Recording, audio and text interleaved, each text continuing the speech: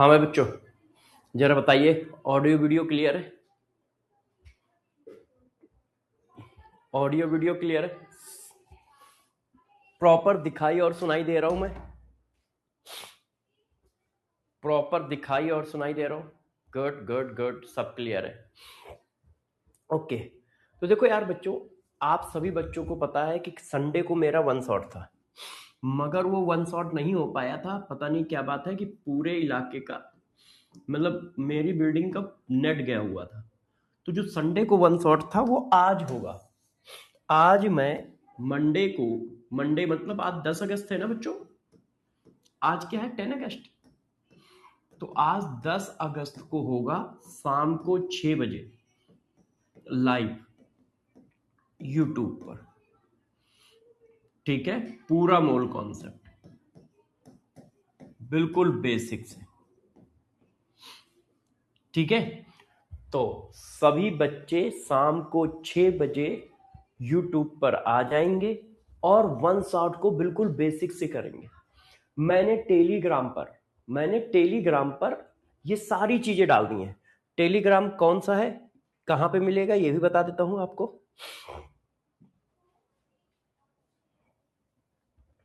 ये देखिए, इस टेलीग्राम चैनल को स्कैन कर लो, सर्वे दीक्षित CSD ऑफिशियल, ये मेरा टेलीग्राम चैनल है। इस पे देखो मैंने मोल कॉन्सेप्ट का क्या क्या डाल दिया है। CSD नोट्स डाल दिए, हैंड रिटन CSD नोट्स डाल दिए, ठीक है। QSD सीट डाल दी है, मोल कॉन्सेप्ट की QSD सीट डाल दी है। नीट के PYQ की सीट डाल दी है, ठीक है। जेई मेंस के PYQ की सीट डाल दी है। आप अभी डाउनलोड कर लें, ये सब मैंने चैनल पे डाल दिया है, टेलीग्राम चैनल पे।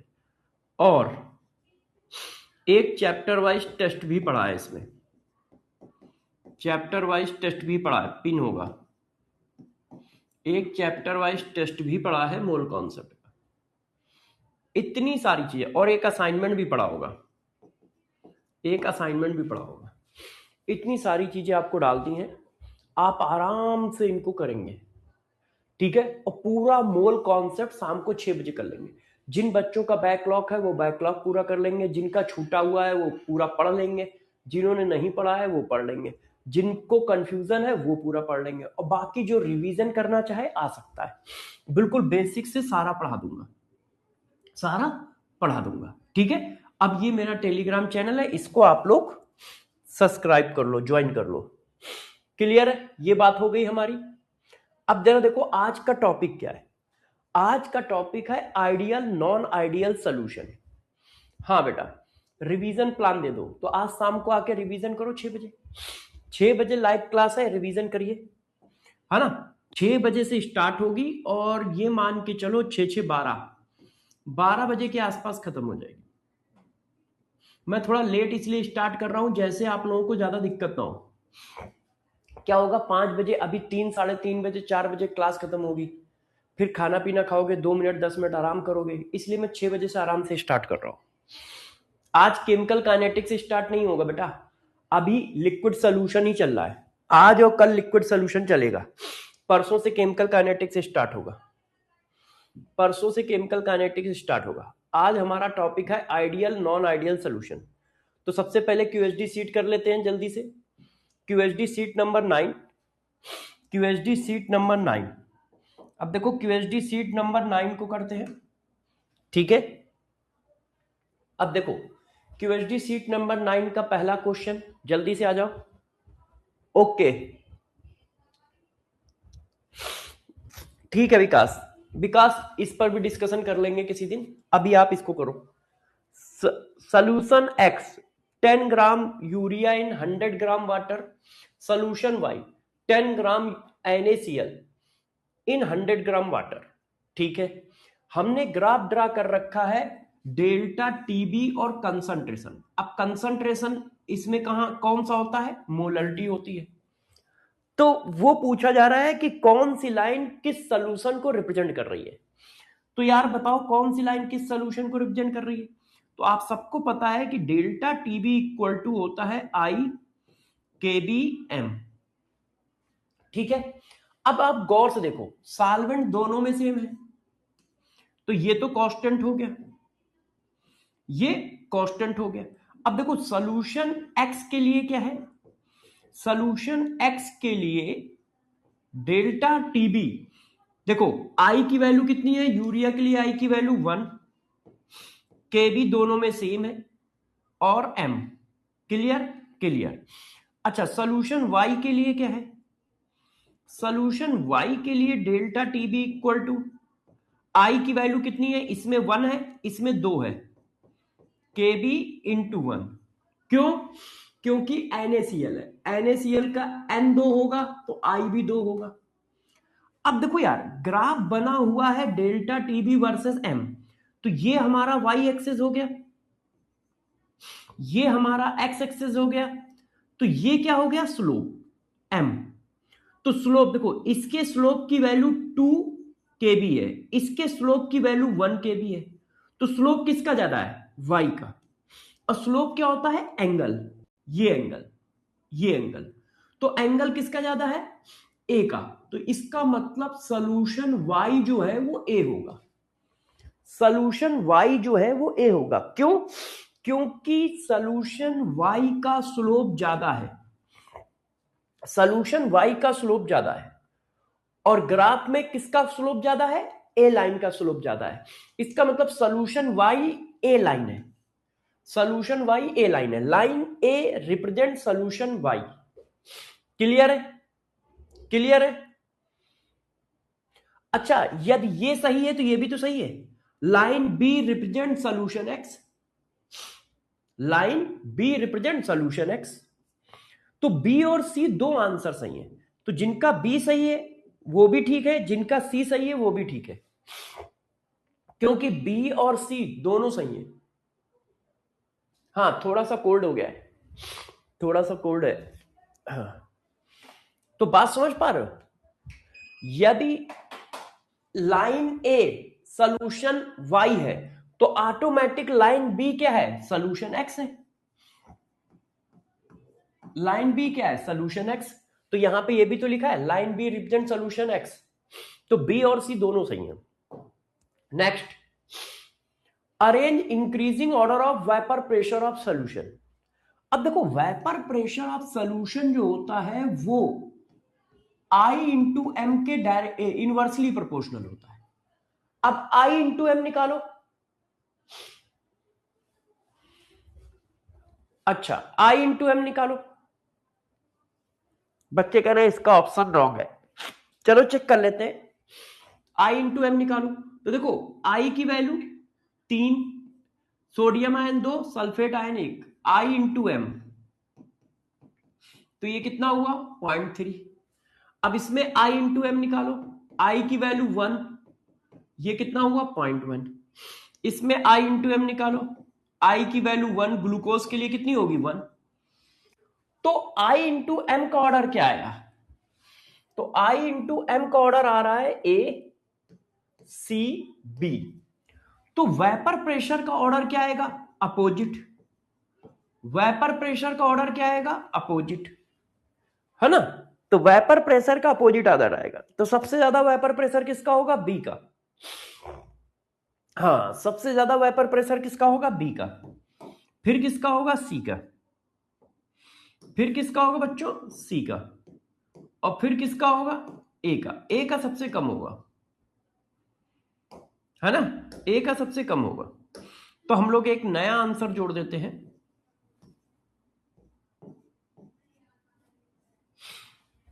ठीक है ना, ए का सबसे कम होगा, क्योंकि ऐसा कोई आंसर मिल नहीं रहा है।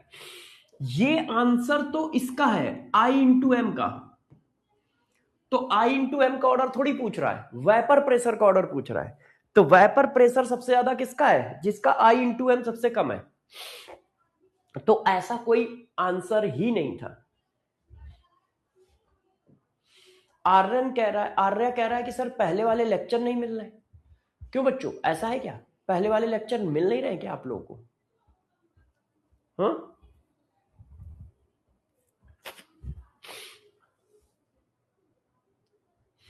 लिक्विड सॉल्यूशन के कल के लेक्चर नहीं मिल रहे हैं, कल के लेक्चर नहीं मिला,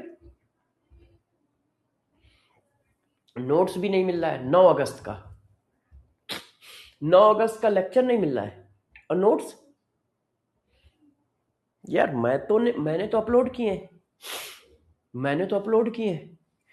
एक बार मैं मैसेज डाल दूंगा, एक बार मैं मैसेज डाल दूंगा देख के, ठीक है? आप लोग परेशान ना होना। आओ, वैल्यू ऑफ के F of solution solvent x is 0.5 के kilogram mole inverse and freezing 0.5 degree centigrade. If 0.1 mole solute dissolve in 100 gram solvent X, select the correct statement. Value of delta TF is इतना, value of delta TF is इतना। तो देखो simple सी बात है, direct वो delta TF पूछ रहा है, तो डेल्टा टीएफ इक्वल टू क्या होता है? आई के एफ इंटू एम। अब वांट ऑफ फैक्टर की वैल्यू 1, क्यों? क्योंकि सल्यूट के बारे में मैंने कोई इंफॉर्मेशन आपको नहीं दी है। मैंने कहा 0.1 मोल सल्यूट। अब सल्यूट डिसोसिएट होगा, एसोसिएट होगा, आप भाई नाम बताओगे तो हम पकड़ लेंगे कि एसोसिएट होगा या डिसोसिएट होगा या नहीं होगा, मगर आपने नाम नहीं बता रखा है।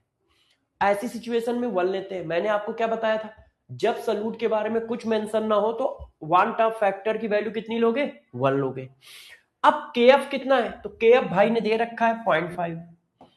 अब मोलरिटी कितनी है निकाल लो, mole of solute mass of solvent in gram into 1000, तो ये 1000 से 1000 कट गया, तो ये आ गया 0.05 m। अब देखो ये डेल्टा टीएफ है, ये डेल्टा टीएफ है 0.05 m, ठीक है? तो डेल्टा टीएफ की कौन सी वैल्यू सही होगी? ये। क्यों? क्योंकि डेल्टा टीएफ इक्वल टू होता है freezing point of solvent minus freezing point of solution. यदि वो सॉल्यूशन का फ्रीजिंग पॉइंट पूछता तो उसकी वैल्यू होती -0.05। वो डेल्टा टीएफ की वैल्यू पूछ रहा है।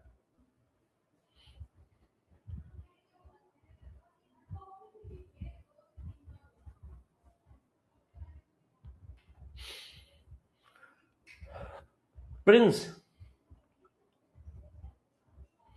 9 अगस्त को तो कोई क्लास ही नहीं हुई थी। हाँ 9 अगस्त तो संडे था, संडे को कोई क्लास कहां हुई है भाई? 9 अगस्त को संडे था, संडे की कोई क्लास नहीं हुई होगी। 9 अगस्त को तो संडे था, संडे की क्लास क्यों होगी?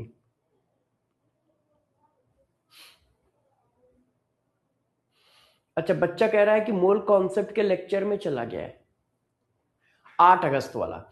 8 अगस्त का लेक्चर मोल कॉन्सेप्ट के लेक्चर में चला गया है ये कह रहे हो? चलो प्रिंस बेटा, प्रिंस मैंने तुम्हें बताया कि want of factor relative lowering of vapour pressure पे भी इफेक्ट करेगा और वेपर प्रेशर पे भी इफेक्ट करेगा, दोनों पे इफेक्ट करेगा। और लास्ट क्लास में मैंने उसको दिखाया भी था, लिखाया भी था। ये करो,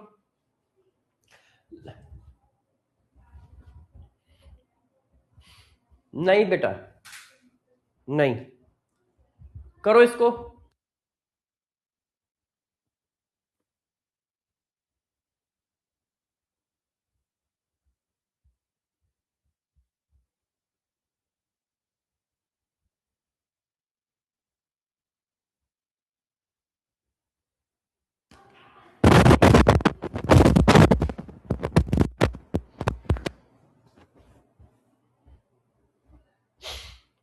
आर्यन बेटा मोल कॉन्सेप्ट आज वाईटी पर यूट्यूब पर पूरा पढ़ाऊंगा, बेसिक से लेके टॉप तक, तो सारा बैकलॉग तुम्हारा खत्म हो जाएगा। सारा बैकलॉग खत्म कर लो। आओ अब क्वेश्चन करो।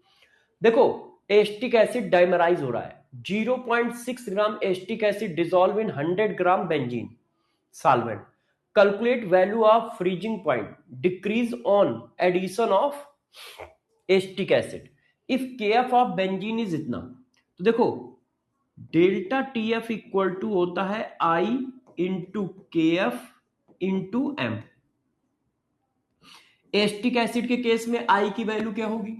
मैंने बताया है जब 100% डिसोसिएशन हो, 100% एसोसिएशन होगा तो आई की वैल्यू 1/n होगी। तो आई की वैल्यू 1/2। क्यों? एन कितना है? 2। और 100% एसोसिएशन हो रहा है क्योंकि इन्होंने कहीं मेंशन ही नहीं किया है, तो आई की वैल्यू 1/2 हो गई। के एफ की वैल्यू कितनी हो गई? के एफ की वैल्यू हो गई 2। एम, एम क्या होता है? Mole of solute. तो मोल ऑफ सॉल्यूट हो गया mass divided by molecular mass, mass divided by molecular mass. Acetic acid का 60। मास ऑफ सॉल्वेंट 100 इंटू 1000, ये बन गई मोलरिटी। अब इसको सॉल्व करिए तो देखो 1 2 1 2, ठीक है, ये नीचे होगा ये ऊपर होगा, कट जाएगा। 1/2 इंटू 2 इंटू 0.6 इंटू 60 इंटू 10, ये 10 ये कट गया, ये ऐसे कट गया 0.1, ये कट गया, तो ये 0.1 आ गया। मगर यार 0.1 डेल्टा टीएफ है, हमने डेल्टा टीएफ नहीं पूछा है। Calculate the value of freezing point decrease, वो पूछ रहा है कितना फ्रीजिंग पॉइंट डिक्रीज होगा। तो कितना फ्रीजिंग पॉइंट डिक्रीज होगा, इसका मतलब डेल्टा टीएफ ही तो पूछा जा रहा है ना। Calculate value of freezing point decrease on addition of acetic acid, तो डेल्टा टीएफ की वैल्यू पूछी जा रही है जो निकल के आ रही है 0.1। यहां पर आंसर है 0.01, तो एक जीरो कम कर दो, तो आंसर कितना आ गया?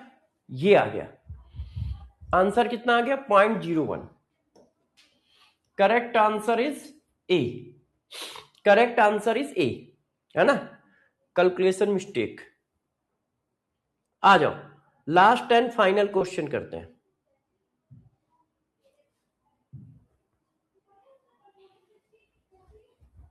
लास्ट एंड फाइनल क्वेश्चन करते हैं। ये पेज कहां खिसक गया?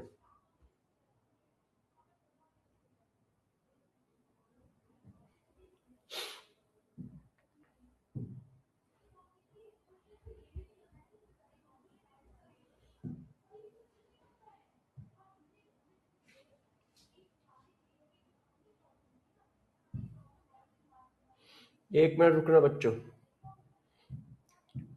फाइल को सेव कर लो।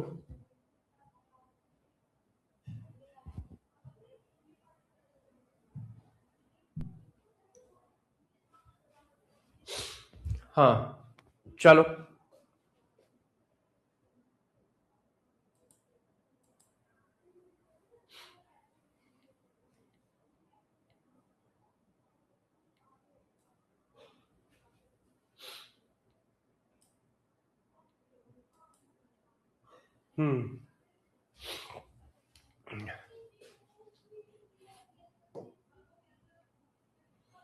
बोल रखा है यार स्टूडियो सही कराने के लिए, ये पेज यहाँ पे आके क्यों फंस गया है?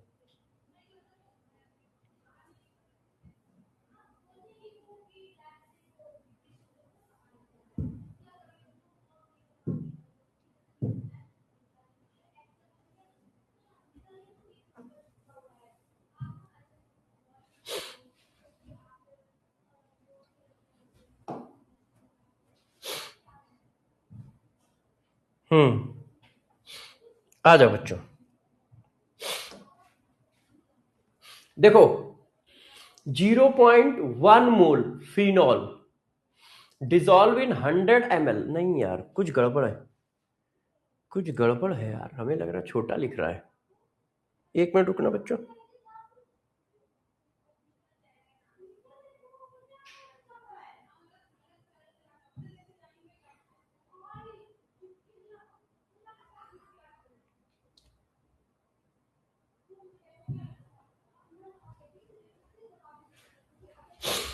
चलो करते हैं, है ना, करो। 0.1 mole phenol dissolve in 100 gram benzene solvent and freezing point decrease 0.4 K if phenol associate in benzene is 40%, then calculate value of kf of benzene। तो देखो डेल्टा टीएफ इक्वल टू होता है I into K F into M. अब इन्होंने कहा है कि freezing point decrease to, freezing point decrease होकर कितना हो रहा है 0.4, तो ये 0.4 आ गया। अब वांटा फैक्टर देखो, एसोसिएशन के केस में फार्मूला क्या होता है, एसोसिएशन के केस में फार्मूला ये होता है, याद है सबको, I equal to 1 plus 1 upon N minus 1 into alpha. अब I हमें निकालना है 1, अब n की वैल्यू क्या रखें, तो फिनॉल डाइमराइज होता है, n की वैल्यू 2। मैंने आपको पढ़ाया है, एग्जाम्पल में कराया है, एग्जाम्पल में मैंने कराया है कि फिनॉल जो है वो डाइमराइज होता है, इस तरह से होता है, इस तरह से होता है, ऐसे। तो n की वैल्यू हो गई 2, अब अल्फा की वैल्यू 0.4, 40% एसोसिएशन हो रहा है। तो जब 40% एसोसिएशन हो रहा है तो इसको वैल्यू में कन्वर्ट करोगे तो 0.4 आ गया। तो I इक्वल टू कितना हुआ, अब देखो ये माइनस का 1/2 हुआ, ये देखो, अब 0.4, तो ये हो गया 1 माइनस 0.2, तो ये हो गया 0.8। तो वांटा फैक्टर की वैल्यू आ गई 0.8। KF हमें निकालना है। अब मोलरिटी की वैल्यू कितनी है, 0.1 मोल सॉल्यूट 100 ग्राम में है, तो mole of solute mass of solvent into 1000, 1 2 1 2, अब ये कट गया, तो 1/2 KF इंटू 0.1 इंटू 10, तो 1/2 इक्वल टू KF, तो KF equal to 0.5 kelvin kilogram mole inverse. अब देखो कहीं ऐसा आंसर है 0.5 kelvin kilogram mole inverse, kelvin kilogram mole inverse. Clear है? देखो भाई बच्चों, KF की वैल्यू निकालनी है,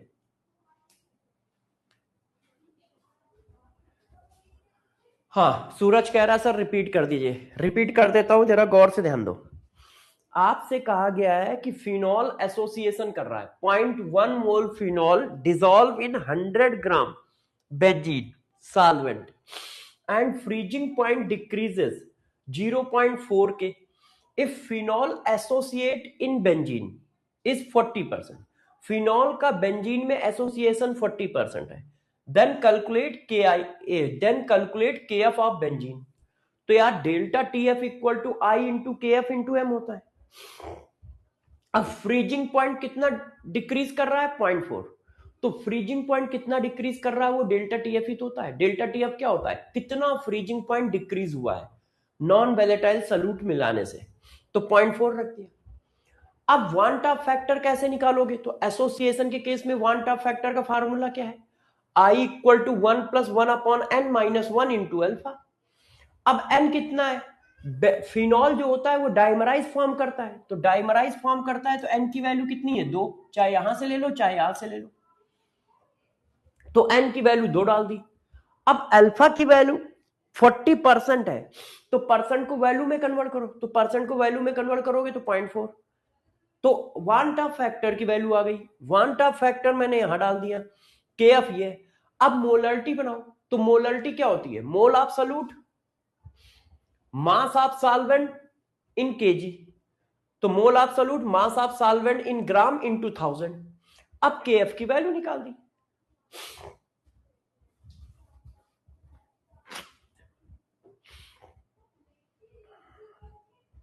बेटा सारे बैच एक डेट को खत्म करने हैं, चाहे कोई भी बैच कभी भी स्टार्ट हो, खत्म एक ही डेट को होगा, और वो डेट है फरवरी का फर्स्ट वीक, तो आप लोग बिल्कुल परेशान ना हो।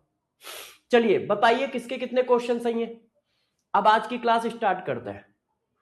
बताइए किसके कितने क्वेश्चन सही हैं। आज का टॉपिक है ideal and non ideal solution. बताइए किसके कितने क्वेश्चन सही हैं। आज का टॉपिक है आइडियल और नॉन आइडियल सॉल्यूशन।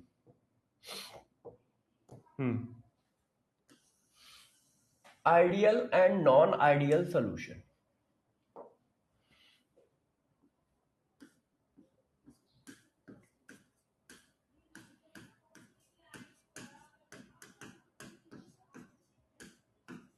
बताओ भाई सारे बच्चे, हाँ किसके कितने क्वेश्चन सही हैं?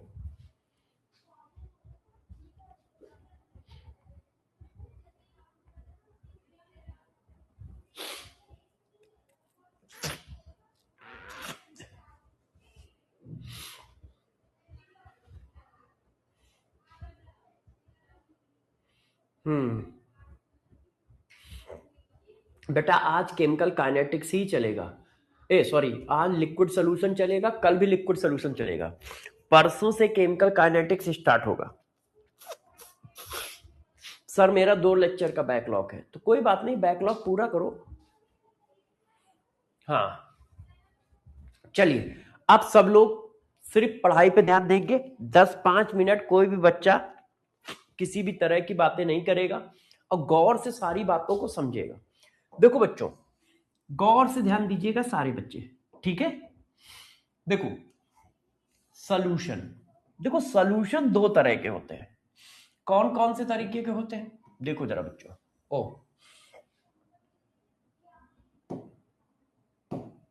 सॉल्यूशन 2 तरह के होते हैं। एक सॉल्यूशन को हम लोगों ने नाम दिया आइडियल सॉल्यूशन, एक सॉल्यूशन को हम लोगों ने नाम दिया नॉन आइडियल सॉल्यूशन। अब आइडियल सॉल्यूशन किसको कहते हैं, नॉन आइडियल सॉल्यूशन किसको कहते हैं, इस बात को मैं अभी आपको एक्सप्लेन करता हूं। सबसे पहले क्या बात समझ में आई?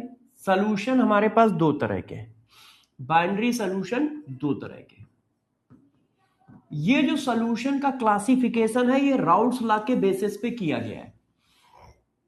ये जो सॉल्यूशन का क्लासिफिकेशन है किसके बेसिस पे किया गया बच्चों? राउल्ट्स लॉ के बेसिस पे किया गया है। राउल्ट्स लॉ के बेसिस पे हम सॉल्यूशन का क्लासिफिकेशन कर रहे हैं कि हमारा सॉल्यूशन 2 तरह का है। कौन कौन सी तरीके का है? पहले सॉल्यूशन को हम लोगों ने कहा आइडियल सॉल्यूशन। क्या नाम दिया? Ideal solution.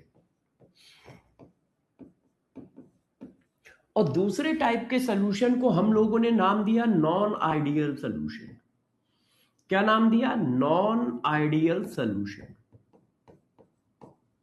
Non ideal solution. अब दोनों में क्या डिफरेंसेस है तो गौर से सारे बच्चे समझेंगे और सुनेंगे।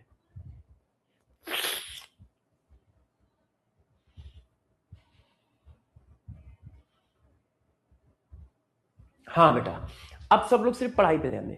देखो सॉल्यूशन 2 तरह का है, एक आइडियल सॉल्यूशन, एक नॉन आइडियल सॉल्यूशन। अब आइडियल सॉल्यूशन किसको कहते हैं, नॉन आइडियल सॉल्यूशन किसको कहते हैं? ये सॉल्यूशन का जो क्लासिफिकेशन किया गया है ये राउल्ट्स लॉ के बेसिस पे किया गया।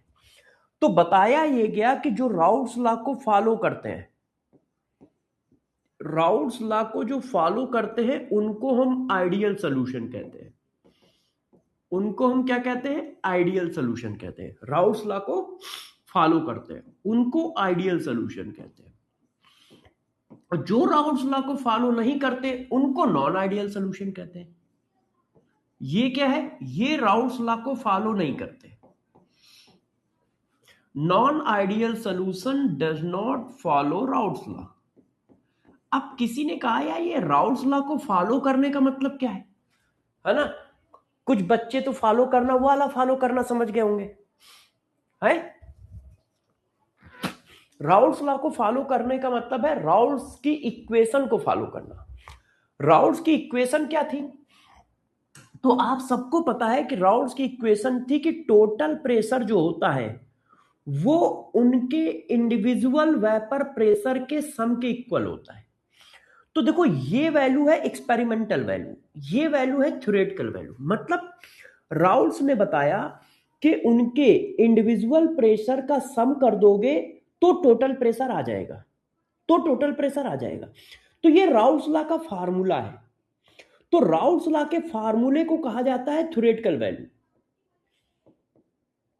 और इसको बोला जाता है एक्सपेरिमेंटल वैल्यू। क्यों? किसी एक्सपेरिमेंट से डायरेक्ट टोटल प्रेशर आता है। जैसे मान लो एक कंटेनर में मैंने पानी डाल रखा है, उसी कंटेनर में मैंने इथाइल अल्कोहल डाल दिया, अब मैं उसको हीट करूंगा तो जो टोटल प्रेशर आएगा बैरोमीटर में, ये एक्सपेरिमेंट से आया। मैंने क्या किया, एक कंटेनर लिया, जैसे ये देखो कंटेनर है, ये कंटेनर है, अब इसमें मान लो मैंने लिक्विड बेंजीन डाल दिया, अब इसमें मैंने लिक्विड टाइलून डाल दिया। अब जो वेपर प्रेशर आया वो मैंने क्या यहां बैरोमीटर लगा रखा है। अब बैरोमीटर लगा रखा है तो बैरोमीटर की रीडिंग पड़ी कि यार टोटल वेपर प्रेशर 300 आ रहा है, तो ये एक्सपेरिमेंटल वैल्यू है। ये डायरेक्ट क्या बताता है, टोटल प्रेशर। अब राउल्ट्स लॉ से पूछा गया कि इसका कैसे निकालोगे, थ्योरी में, पेन कॉपी पे। तो राउल्ट्स लॉ ने सिंपल बोला कि यार एक काम करो सर, आप इनके इंडिविजुअल प्रेशर का सम कर दो, वही टोटल प्रेशर होगा। और इंडिविजुअल प्रेशर का सम आप पेन कॉपी पे कर सकते हो बिना एक्सपेरिमेंट का सेटअप किए। क्यों, क्योंकि इंडिविजुअल प्रेशर का इन्होंने फार्मूला जो बताया था वो ये बताया था, पीए नॉट का ये। अब देखो पीए नॉट एक कांस्टेंट वैल्यू है तो वो तो आपको पता ही होगी। दूसरी काइए क्या है, मोल फ्रैक्शन, वो भी आपको पता है। आपको पता है कि आप कितने ग्राम बेंजीन डाल रहे हो, कितने ग्राम टाइलून डाल रहे हो, वो तो आप तौल के डाल दोगे ना यार, वो तो आप तौल के डाल दोगे। तो vapour pressure, individual vapour pressure निकालना पेन कॉपी पे निकल आएगा। तो उन्होंने पेन कॉपी पे पीए का प्रेशर निकाला और पेन कॉपी पे पीबी का प्रेशर निकाला और सम कर दिया, और सम कर दिया। अब यहां पर कोई एक्सपेरिमेंटल सेटअप नहीं है, और सम कर दिया। अब सम करने पर जो प्रेशर आया वो एक्सपेरिमेंटल प्रेशर के बराबर आया। मतलब सम करने पर वही टोटल प्रेशर आया जितना एक्सपेरिमेंट में आया था। इसी को कहते हैं राउल्ट्स लॉ। तो राउल्ट्स लॉ ने बताया कि तुम जो एक्सपेरिमेंट से जितना टोटल प्रेशर निकालोगे वो टोटल प्रेशर उनके इंडिविजुअल वेपर प्रेशर के सम के इक्वल होगा, सम के इक्वल होगा। तो जब कहा जाता है कि कोई सॉल्यूशन राउल्ट्स लॉ को फॉलो कर रहा है तो इसका मतलब हुआ कि वो राउल्ट्स लॉ के स्टेटमेंट को फॉलो कर रहा है। मतलब राउल्ट्स लॉ जो बता रहे हैं वो उस पर होल्ड कर रहा है, राउल्ट्स लॉ की इक्वेशन उस पर होल्ड कर रही है। अब राउल्ट्स लॉ की इक्वेशन उस पर होल्ड कर रही है, इसका क्या मतलब हुआ, इसका मतलब हुआ कि राउल्ट्स ने जो टोटल प्रेशर निकालने का फार्मूला दिया था, राउल्ट्स ने जो टोटल प्रेशर निकालने का फार्मूला दिया था वही टोटल प्रेशर एक्सपेरिमेंट से आ रहा है। तो इस वैल्यू को एक्सपेरिमेंटल वैल्यू बोल दी जाती है, इस वैल्यू को राउल्ट्स लॉ की वैल्यू बोल दी जाती है। तो एक्सपेरिमेंटल वैल्यू और राउल्ट्स लॉ की वैल्यू का डिफरेंस बताओ कितना आएगा। जब ये दोनों बराबर हैं तो एक्सपेरिमेंटल वैल्यू और राउल्ट्स लॉ की वैल्यू का डिफरेंस क्या आएगा, 0 के बराबर। इसी को कहा जाता है कभी कभी डेल्टा पी। क्यों भाई, जब राउल्ट्स लॉ को फॉलो कर रहा है तो एक्सपेरिमेंटल वैल्यू और राउल्ट्स लॉ की वैल्यू बराबर होगी, बराबर होगी तो इन दोनों का डिफरेंस क्या आएगा, 0 आएगा। तो जो राउल्ट्स लॉ को फॉलो करता है उसे आइडियल सॉल्यूशन कहते हैं। अब जो नहीं करता है, अब नहीं करता है तो इसका मतलब जो राउल्ट्स लॉ के फार्मूले के थ्रू वैल्यू निकलेगी और जो एक्सपेरिमेंट से वैल्यू आएगी वो बराबर नहीं होगी। वो क्या है, बराबर नहीं होगी, does not equal to, does not equal to. ये देखो इसका मतलब यहां पर डेल्टा पी की वैल्यू 0 के बराबर नहीं होगी। क्यों, क्योंकि ये दोनों आपस में बराबर नहीं है, तो कोई एक ज्यादा है कोई एक कम है, इसका मतलब ये वैल्यू 0 नहीं होगी। क्लियर हुआ। पहले ये बताओ, ये बात डिस्कस हो गई सबको, आइडियल सॉल्यूशन किसे कहते हैं, नॉन आइडियल सॉल्यूशन किसे कहते हैं, सबको पता चल गया। पहले यस या नो बताओ, यस या नो बताओ, यस या नो बताओ, यस या नो बताओ। आइडियल सॉल्यूशन किसको कहेंगे, जो राउल्ट्स लॉ को फॉलो करता है उसको आइडियल सॉल्यूशन कहेंगे। इसका मतलब क्या है, इसका सिंपल सा मतलब है कि, इसका सिंपल सा मतलब है कि राउल्ट्स लॉ के थ्रू जो टोटल प्रेशर की वैल्यू है और जो एक्सपेरिमेंटल वैल्यू है वो आपस में बराबर होगी। अब जो राउल्ट्स लॉ को फॉलो नहीं करता उसको नॉन आइडियल सोल्यूशन कहेंगे। इसका मतलब है कि टोटल प्रेशर की वैल्यू और राउल्ट्स लॉ के फार्मूले की वैल्यू आपस में सेम नहीं होगी। ये देखो, अच्छा यहां पर एक बात तो हमने ये बता दी। अब यहां पर एक साइन देखो क्या लगा है, डज नॉट इक्वल टू का साइन लगा है। अब जब भी कहीं डज नॉट इक्वल टू का साइन आता है तो इसका मतलब वो बराबर नहीं है। तो जब बराबर नहीं है तो दो सिचुएशन हो सकती है, या तो ज्यादा है या कम है। फॉर एग्जाम्पल मैंने कहा यार सर्वेश दीक्षित के पास जितने पैसे हैं और और कौन है, हाँ रेहान, रेहान के पास जितने पैसे हैं वो बराबर नहीं है, इक्वल नहीं है। तो अब सर्वेश दीक्षित के पैसे रेहान के पैसे बराबर नहीं है, तो इसका मतलब क्या है, या तो रेहान के पास मेरे से ज्यादा पैसे होंगे या मेरे से कम पैसे होंगे। इसका मतलब डज नॉट इक्वल टू कहने से दो केस बन जाते हैं, ऑटोमेटिक दो केस जनरेट हो जाते हैं। एक, या तो रेहान के पास मेरे से ज्यादा पैसे हैं या कम पैसे हैं, है कि नहीं। इसका मतलब अब दो केस बन गए नॉन आइडियल में, दो केस बन गए नॉन आइडियल में। क्यों, क्योंकि आपने कहा कि टोटल प्रेशर और एक्सपेरिमेंटल प्रेशर आपस में बराबर नहीं है। राउल्ट्स लॉ के थ्रू निकाला गया प्रेशर और एक्सपेरिमेंटल प्रेशर आपस में बराबर नहीं है। तो जब बराबर नहीं है तो यहां दो केस हो गए, या तो एक्सपेरिमेंटल प्रेशर ज्यादा होगा या एक्सपेरिमेंटल प्रेशर कम होगा। तो अब नॉन आइडियल सोल्यूशन फर्दर दो पार्ट में डिवाइड हो गया, नॉन आइडियल सोल्यूशन फर्दर दो पार्ट में डिवाइड हो गया। ये देखो,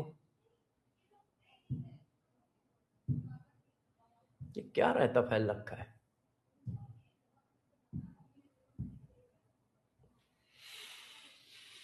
हु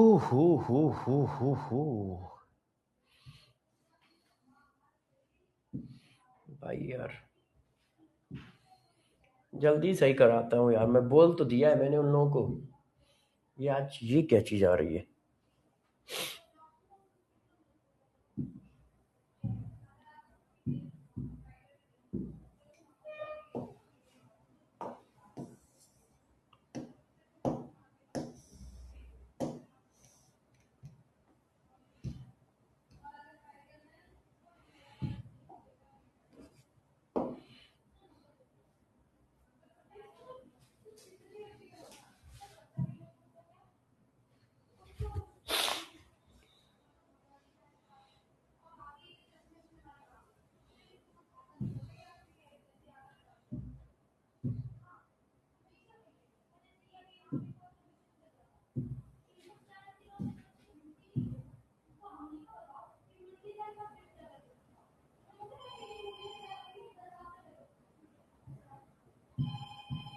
ये क्या खोल गया। एक मिनट रुक जाओ बच्चों, एक मिनट रुक जाओ। हाँ?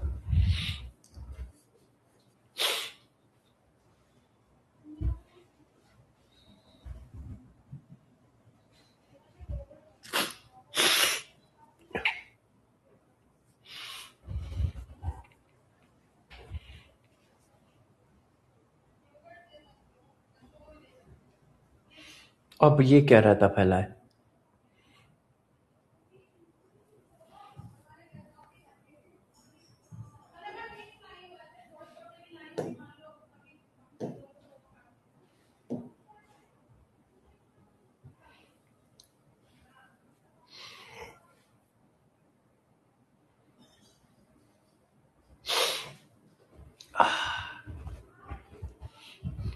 हैंग नहीं कर रहा है बेटा।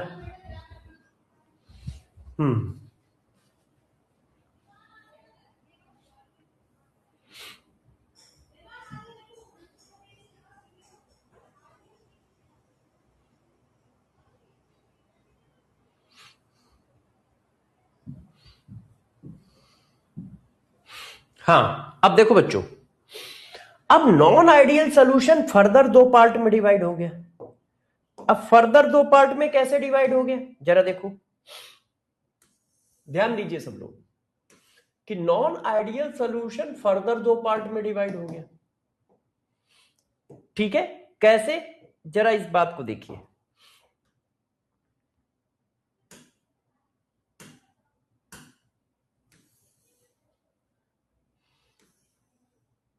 देखो बच्चों,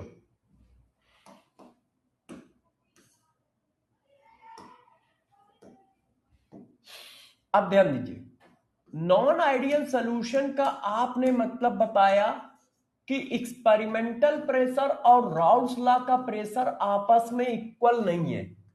मतलब ये देखो, एक्सपेरिमेंटल प्रेशर और जो राउल्स लॉ से प्रेशर आया है ये आपस में इक्वल नहीं है। अब यार इक्वल नहीं है तो क्या दिक्कत है?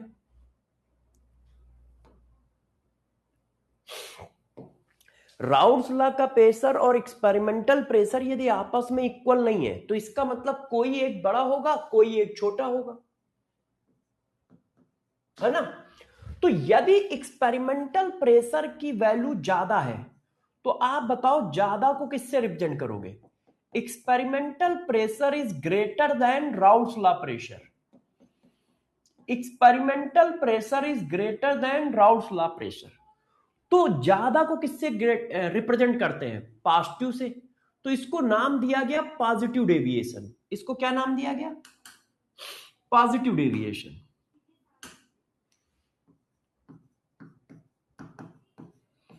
इसको दिया गया पॉजिटिव डेविएशन नाम। अब यदि एक्सपेरिमेंटल प्रेशर की वैल्यू राउल्स लॉ के प्रेशर से कम है तो कम को क्या नाम दोगे?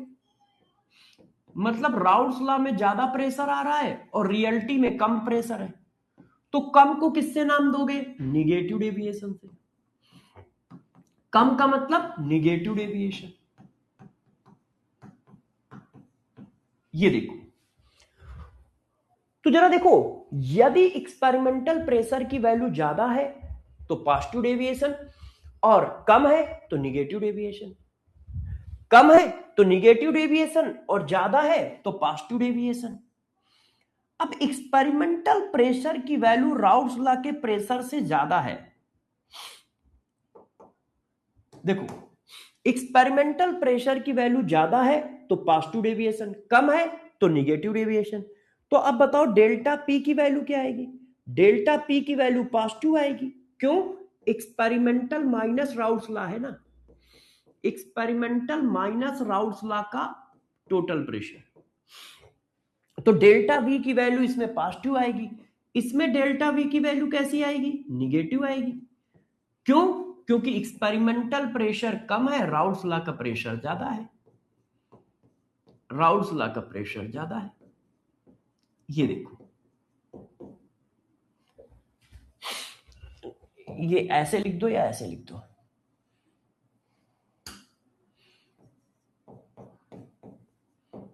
ऐसे। अब इतनी बातें सबको समझ में आ गई। डेल्टा पी क्या है? डेल्टा पी बेटा experimental pressure minus Raoult's law का टोटल प्रेशर है। एक्सपेरिमेंट के थ्रू निकाला गया टोटल प्रेशर है और राउल्स लॉ के थ्रू निकाला गया टोटल प्रेशर है, उनका डिफरेंस है, उनका डिफरेंस है। अच्छा, अब मेरी बात को समझिए। हम लोगों ने कितना किया?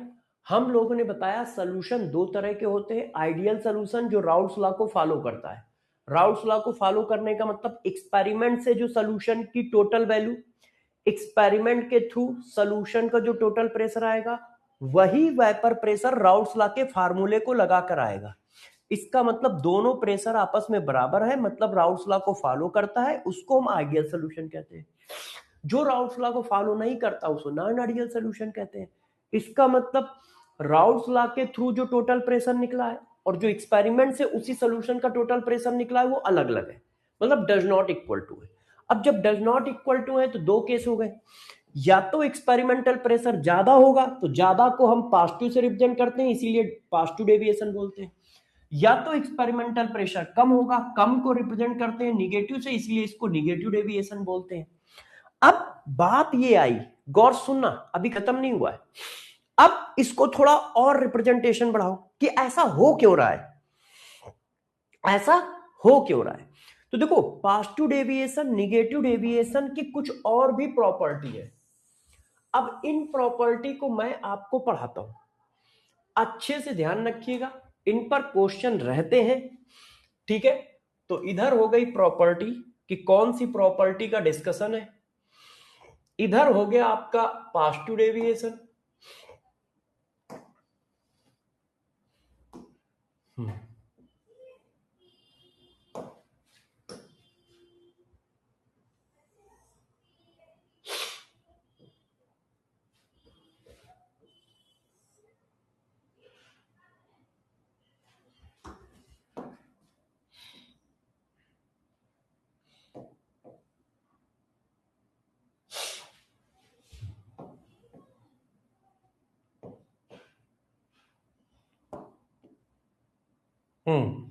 अब देखो बच्चों, अच्छे से ध्यान दीजिएगा। अब उसी बात को और आगे बढ़ाता हूं मैं। देखिए बच्चों, इधर हम लोग लिख रहे हैं प्रॉपर्टी, ये प्रॉपर्टीज है।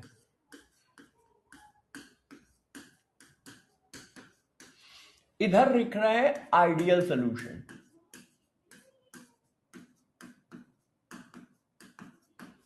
इधर लिख रहे हैं नॉन आइडियल सॉल्यूशन में पॉजिटिव डेविएशन।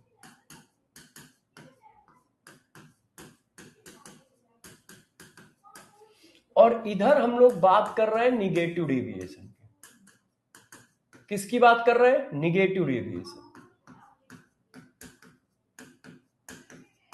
ये देखो, अब एक एक करके इन सारी बातों को समझिएगा। हाँ, एक बच्चा कह रहा है सर आपने इंथैल्पी चेंज का पॉइंट नहीं बताया। क्या ये खत्म हो गया है? क्या ये खत्म हो गया?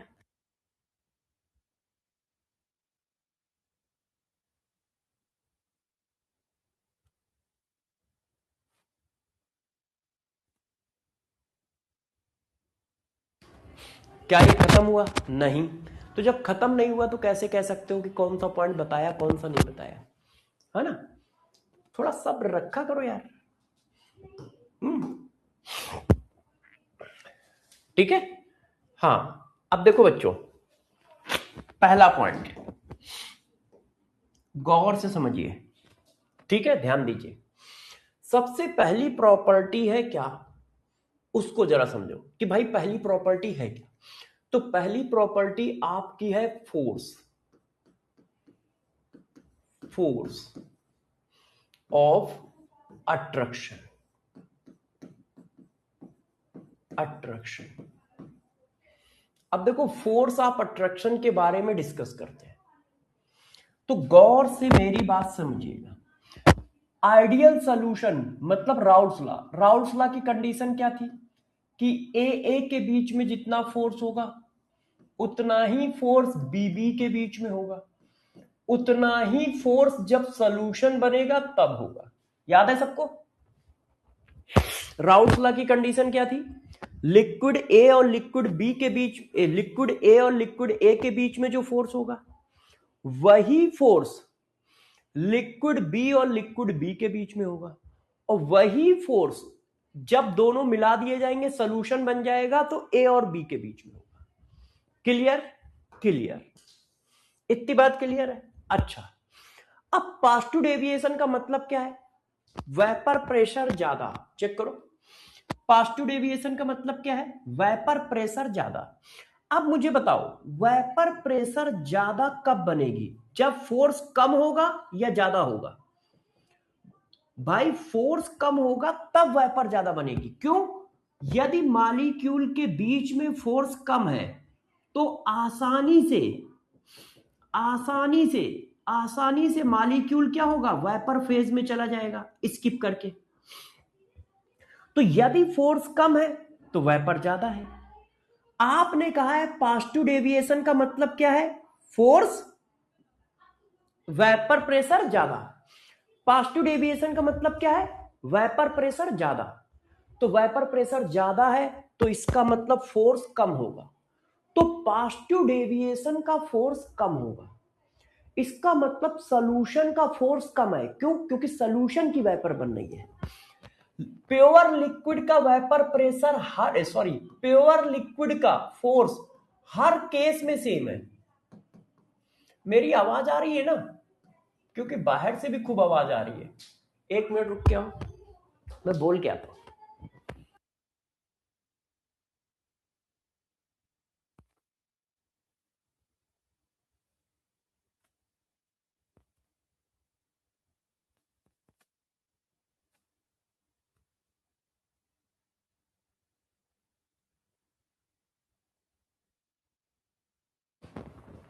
हाँ बच्चों, तो ये बात समझ में आई सबको? क्लियर है? डेविएशन का मतलब है चेंज। आदर्श, डेविएशन का मतलब है चेंज। तो देखो, आपने लिखा है पॉजिटिव डेविएशन। पॉजिटिव मींस क्या होता है? ज्यादा। अब ज्यादा क्या डेविएशन आया किसमें है? वेपर प्रेशर में आया है। अरे बाय डिफॉल्ट डेफिनेशन में देखो, आपने किस चीज का कंपेयर किया है? वेपर प्रेशर का कंपेयर किया है। तो ज्यादा क्या हुआ है? वेपर प्रेशर हुआ है। तो डेविएशन किसमें है? वेपर प्रेशर में है। तो इसका मतलब वेपर प्रेशर ज्यादा हो गया है। अब वेपर प्रेशर ज्यादा तो फोर्स क्या होगा? कम। उल्टा साइन लगा है, गलत लगा है। वेपर प्रेशर ज्यादा तो सॉल्यूशन का फोर्स क्या होगा? कम, है कि नहीं? तो देखो, इसका फोर्स कम है। क्यों? क्योंकि पॉजिटिव डेविएशन है। पॉजिटिव डेविएशन का मतलब क्या है? पॉजिटिव टर्म किसके लिए आया है? वेपर प्रेशर के लिए आया है। तो वेपर प्रेशर ज्यादा है तो इसका मतलब सॉल्यूशन का फोर्स कम होगा। अब वेपर प्रेशर क्या है? कम। निगेटिव डेविएशन है ना। निगेटिव टर्म किसके लिए आया है? वेपर प्रेशर के लिए आया है। तो वेपर प्रेशर कम है तो फोर्स ज्यादा होगा। और प्योर लिक्विड का फोर्स हर केस में बराबर होगा, ध्यान रखना। प्योर लिक्विड का फोर्स हर केस में बराबर होगा। ये देखो, सॉल्यूशन का फोर्स ज्यादा हो गया तो सॉल्यूशन का वेपर प्रेशर कम हो गया। क्या ये मैंने कैसे लिखा समझ में आया? ये मैंने कैसे लिखा समझ में आया? भाई देखो, राउल्ट लॉ में कहा गया कि ए ए बी बी और ए बी फोर्स बराबर है। तो ए ए और बी बी इंडिविजुअल लिक्विड के फोर्स हैं, वो तो हमेशा बराबर होंगे, उनमें कुछ दिक्कत नहीं है। अब हमें आगे चल के ये पता चला, एक मिनट रुक जाओ। हाँ, हमें आगे चल के ये पता चला कि यार, जो हर सॉल्यूशन राउल्ट लॉ को फॉलो नहीं कर रहा है, तो जब हर सॉल्यूशन राउल्ट लॉ को फॉलो नहीं कर रहा है तो जो नहीं कर रहा है उनको नॉन आइडियल सॉल्यूशन कह दिया गया। और उनमें दो केस जनरेट हुए, पॉजिटिव डेविएशन, निगेटिव डेविएशन। अब पॉजिटिव का मतलब है ज्यादा, तो वेपर ज्यादा बनी तो इसका मतलब फोर्स कम होगा, तो फोर्स कम, वेपर ज्यादा। अब वेपर कम बनी, इसका मतलब फोर्स ज्यादा होगा, तो फोर्स ज्यादा। तो सॉल्यूशन का फोर्स ज्यादा है तो वेपर कम है, सॉल्यूशन का फोर्स कम है तो वेपर ज्यादा है। तो फोर्स का ऑर्डर समझ गए? ये सब पूछा जाएगा, ये सारी बातें पूछी जाएंगी जो पॉइंट लिखा रहा हूं। अब आप गौर से देखो सेकंड टर्म। सेकंड पॉइंट क्या है? सेकंड पॉइंट है चेंज इन वॉल्यूम।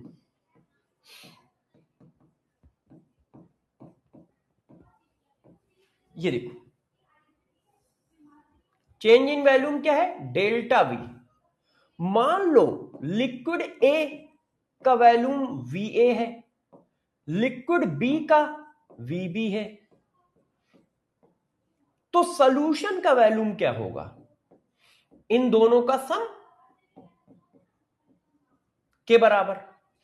तो डेल्टा वी क्या होगा? डेल्टा वी क्या है? Volume of solution minus VA plus VB. ये देखो, volume of solution minus VA plus वीबी।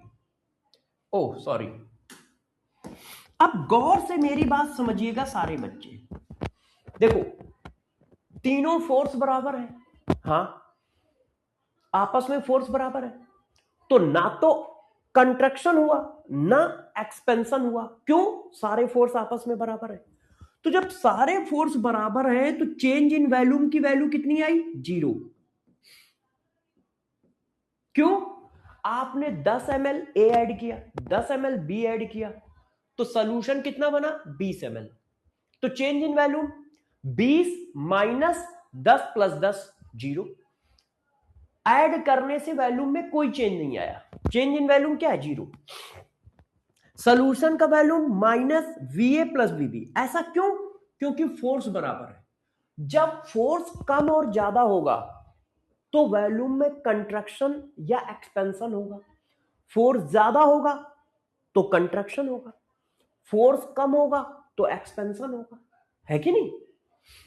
है कि नहीं? अब आप चेक करो, तो ये डेल्टा वी इक्वल टू क्या होगा? 0। हाँ बेटा, ये इंटरमॉलिक्यूलर फोर्सेस हैं। और कौन से फोर्सेस होंगे? तो अब गौर से जरा समझिए, अब यहां पे फोर्स क्या है? कम हुआ है। देखो सॉल्यूशन का फोर्स कम है। अब फोर्स कम होने पर क्या होगा? एक्सपेंशन होगा कि कंट्रक्शन होगा? फोर्स कम है तो एक्सपेंशन होगा। फोर्स कम है तो एक्सपेंशन होगा। इसका मतलब डेल्टा वी की वैल्यू क्या है? पॉजिटिव है। इसका मतलब सॉल्यूशन का जो वॉल्यूम है वो ज्यादा है इनके इंडिविजुअल वॉल्यूम से। क्यों? क्योंकि जब दोनों को मिलाया तो फोर्स कम हो गया, तो मॉलिक्यूल दूर दूर हो गए, एक्सपेंशन हो गया। मॉलिक्यूल क्या हो गए? दूर दूर हो गए। अब जरा देखो, फोर्स कैसा है? ज्यादा। फोर्स ज्यादा है तो बताओ कंट्रक्शन हुआ होगा कि एक्सपेंशन हुआ होगा? यदि फोर्स बढ़ेगा तो कंट्रक्शन होगा कि एक्सपेंशन होगा? कंट्रक्शन होगा। फोर्स बढ़ रहा है, अब कंट्रक्शन होगा तो वॉल्यूम कम हो जाएगा। अब वॉल्यूम कम हो गया तो निगेटिव वैल्यू। कैसे? ये देखो, आप कह रहे हो कि फोर्स, सॉल्यूशन का फोर्स कम है और VA प्लस VB ज्यादा है। तो VA प्लस VB ज्यादा है तो माइनस वाली वैल्यू ज्यादा है, तो माइनस वाली वैल्यू बड़ी है और ये वाली वैल्यू छोटी है, तो माइनस साइन आएगा ना। माइनस साइन आएगा ना। क्या ये पॉइंट क्लियर हुए? मैंने कैसे लिखे भाई? ये पॉइंट क्लियर हुए मैंने कैसे लिखे? छाप लो सब लोग। अच्छा, ओफो, क्या बात है। मतलब जिद करे बगैर मानोगे नहीं? जिद करे बगैर मानोगे नहीं? हाँ हाँ हाँ हाँ हाँ, मैं समझ गया कि तुम जिद करे बगैर नहीं मानोगे। तो चलो मैं क्वेश्चन दे देता हूं, है ना? अभी क्वेश्चन भी देता हूं। अच्छा, पहले पढ़ा लेता हूं, पहले पढ़ा लेता हूं कि क्वेश्चन भी दूं एक।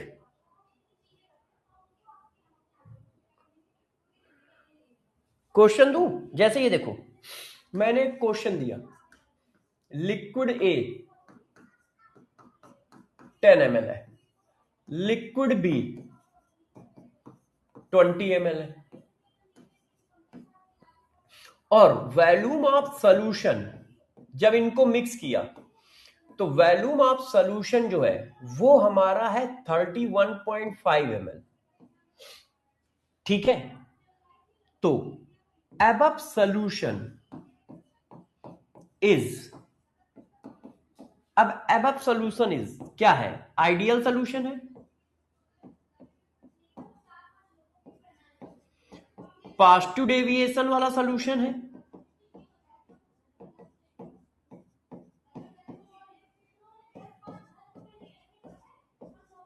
निगेटिव डेविएशन वाला सॉल्यूशन है,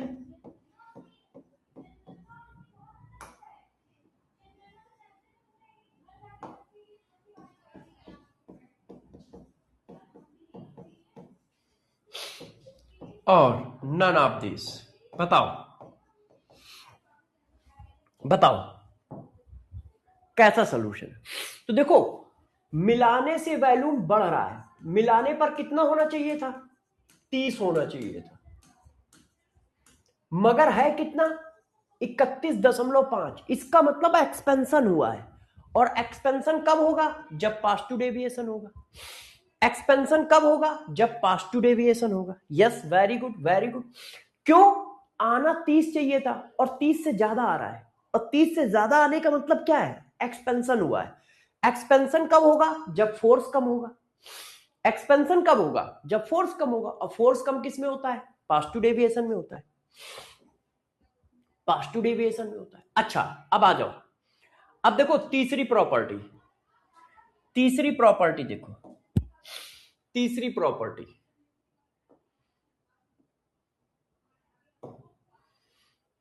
तीसरी property, change in enthalpy.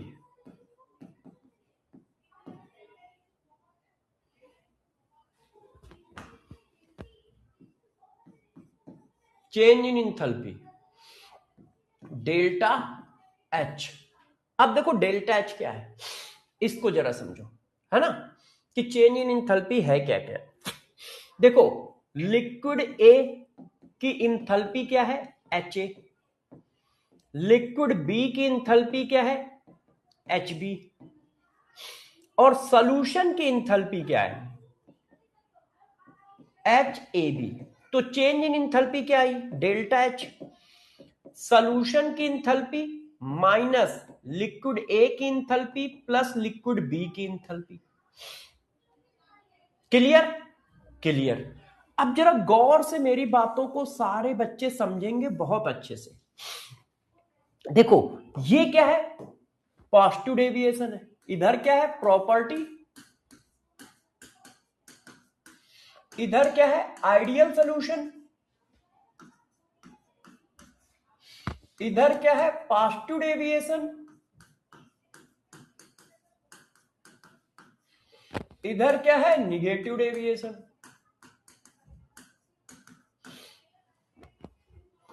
Clear, clear. Sir आपके बच्चे स्कूल नहीं जाते हैं क्या, क्यों, क्या हुआ बेटा अंसारी, इत्तिया आप ऐसा क्यों कह रहे हो, आवाज आ रही है क्या?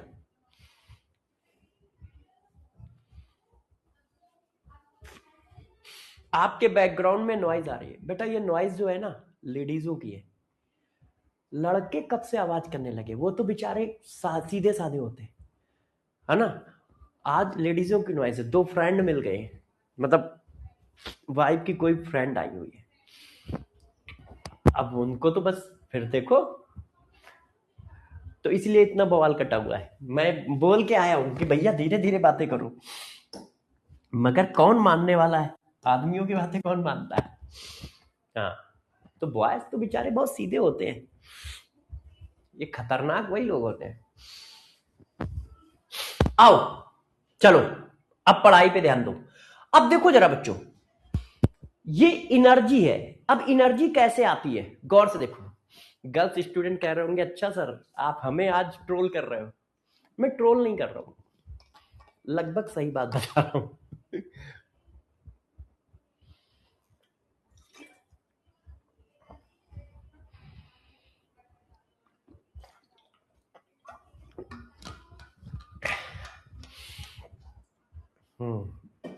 गर्ल्स स्टूडेंट कह रहे हैं सर ये सही बात नहीं है।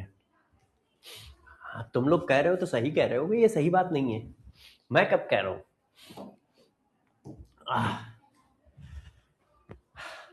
एक्चुअल में उसके पीछे ये है, बहुत दिन बाद वो लोग मिले, ऊपर से दोनों कानपुरी हैं, वैसे ही बहुत बात करते हैं, मान लो किसी दूसरे शहर के होते तब भी ठीक था, ऊपर से दोनों कानपुर के तो और बातें करते हैं, और किसी की बात नहीं मानते। दिक्कत यहाँ है, एक तो गर्ल्स पहला डेडली कॉम्बिनेशन ये हुआ, दूसरा डेडली कॉम्बिनेशन कानपुर के, वैसे ही किसी की बात नहीं सुनने में वो है, और तीसरा डेडली कॉम्बिनेशन है घर में, घर में तो वैसे ही गर्ल्स जो होते हैं राजा होते हैं, उनसे सब डरते हैं। तो चलो आओ मजाक खत्म करते हैं, पढ़ाई पे आते हैं, है ना। अच्छा देखो यार, ideal solution non ideal solution, अब आपने ए के बीच में फोर्स को ब्रेक किया तो इतनी एनर्जी देनी पड़ी, बी के बीच में फोर्स को ब्रेक किया तो इतनी एनर्जी देनी पड़ी। भाई फोर्स को ब्रेक करोगे तो एनर्जी देनी पड़ेगी, तो जब ए और ए के बीच के फोर्स को ब्रेक किया इतनी एनर्जी देनी पड़ी, बी और बी के बीच के फोर्स को ब्रेक किया इतनी एनर्जी देनी पड़ी, और ए और बी के बीच में फोर्स फॉर्म हुआ, यहां फोर्स फॉर्म हो रहा है, ए मॉलिक्यूल और बी मॉलिक्यूल के बीच में फोर्स फॉर्म हो रहा है, फोर्स फॉर्म होगा तो एनर्जी निकलेगी, फोर्स फॉर्म होगा तो एनर्जी निकलेगी, मतलब ये एनर्जी पॉजिटिव है, निगेटिव है, ये एनर्जी पॉजिटिव है। अब मुझे बताओ ये तीनों फोर्स आपस में बराबर है आइडियल के केस में, हाँ, तो जब तीनों फोर्स आपस में बराबर है तो जितनी एनर्जी देनी पड़ी उतनी एनर्जी निकली, तो डेल्टा एच का साइन कैसा आया, जीरो। क्यों, आइडियल के केस में तीनों फोर्स बराबर है, तो मैंने दो फोर्स ब्रेक किए और दो फोर्स फॉर्म किए, और सेम एनर्जी के फोर्स ब्रेक किए, सेम एनर्जी के फोर्स फॉर्म किए। आपने कौन सा फोर्स ब्रेक किया, ए के बीच का एक फोर्स ब्रेक हुआ, एक और कौन सा फोर्स ब्रेक किया, बी के बीच का, हाँ, तो दो ए मिले दो बी मिले, तो 2 AB फोर्स फॉर्म हुए, तो जितनी एनर्जी फोर्स को ब्रेक करने में देनी पड़ी उतनी ही एनर्जी फोर्स को फॉर्म करने में निकली। क्यों? क्योंकि तीनों फोर्स बराबर है, तीनों फोर्स बराबर है। हाँ, विनीत कह रहा है सर मैं भी कानपुर का हूं, तो भैया मैं कब मना कर रहा हूं तुम कानपुर के नहीं हो।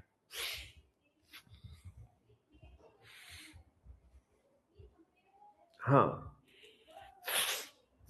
चलो पढ़ाई पे ध्यान दो। अब गर्ल्स की भी थोड़ी तारीफ कर देते हैं, नहीं तो नाक मुंह सुकोड़ रहे होंगे कि सर हम लोगों को ट्रोल कर रहे हैं, है ना। बेटा तुम लोग बहुत अच्छे हो, है, तुम ही लोग तो वो हो जिनकी वजह से सब लोग खुश रहते हैं। किसी को घर में पानी चाहिए तो बेटा पानी दे दो, है। लौंडे किसी की हेल्प करते हैं क्या? वो तो और रायता फैला के रखते हैं पूरे घर में। कपड़े कहीं फैले होंगे तो वो लड़कों के ही होंगे, कहीं पे कोई गड़बड़ काम चल रहा होगा वो लड़कों का ही होगा। तो लड़कों की अपनी एक समस्या है कि वो एक कभी भी सही डायरेक्ट, मतलब एक सीधी रेखा होती ना उनसे खिंचती नहीं है, लौंडों से। लड़कों से सीधी रेखा खिंचती नहीं है, वो हमेशा ऐसे ऐसे रहते, मतलब किसी भी काम को करने में जब तक वो रायता नहीं फैलाएंगे काम करेंगे नहीं, है ना। यदि मम्मी ने कह दिया 1 गिलास पानी ले आओ, तो भाई वो पानी जब तक 2-3 बार नहीं बोला जाएगा तब तक लाएंगे नहीं। एक बार अनसुना कर देंगे, एक बार कहेंगे अरे मैं ये काम कर रहा हूँ, जब तक चप्पल जूता नहीं उठेगा तब तक वो 1 गिलास पानी ला के नहीं देंगे। तो लड़कों की भी अपनी समस्या है, गर्ल्स जो होती है वो बहुत अच्छी होती है। अब खुश हो, अब देखो कितने चेहरे खिले हुए हैं, तान्या निशा अब खुश है। वैसे सब खुश रहो, हाँ सभी अच्छे होते हैं, खराब कोई नहीं होता है, खराब हमेशा सोच होती है। चलो पढ़ाने दो, खराब हमेशा क्या होती है? सोच, अच्छे सभी होते हैं। चलो पढ़ते हैं। अच्छा देखो यार, तो डेल्टा एच इक्वल टू क्या हुआ? आइडियल के केस में 0 हुआ, आइडियल के केस में डेल्टा एच कितना हुआ? 0। अब यहां आओ, अब बताओ फोर्स क्या है? कम। पॉजिटिव डेविएशन का मतलब क्या है? वेपर ज्यादा, वेपर ज्यादा का मतलब फोर्स कम। अब ये वाला फोर्स कम है भाई, सॉल्यूशन का वेपर ज्यादा है तो सॉल्यूशन का फोर्स कम है। अब देखो, आपने ब्रेक किया ज्यादा एनर्जी दी, ब्रेक किया ज्यादा एनर्जी दी, निकली कम। क्यों? फोर्स कम है ना, निकली कम। तो रिजल्ट क्या आएगा? देनी ज्यादा पड़ी और निकली कम, तो एनर्जी देने को क्या कहते हैं? एंडोथर्मिक। एंडोथर्मिक का मतलब delta H equal to positive, delta H equal to positive. क्या ये बात सबको समझ में आई कैसे पॉजिटिव लिखा? भाई देखो, ये फोर्स ब्रेक हो रहा है और ये स्ट्रॉन्ग फोर्स है, एनर्जी देनी पड़ी। ये फोर्स ब्रेक हुआ, एनर्जी देनी पड़ी। अब ये फोर्स फॉर्म हुआ, एनर्जी निकली, मगर जो फोर्स फॉर्म हुआ है वो वीक फोर्स फॉर्म हुआ है, तो एनर्जी भी कम निकलेगी। बच्चों ने कहा सर वीक फोर्स कैसे फॉर्म हुआ है? हमने कहा मार खाओगे। पॉजिटिव डेविएशन का मतलब क्या है?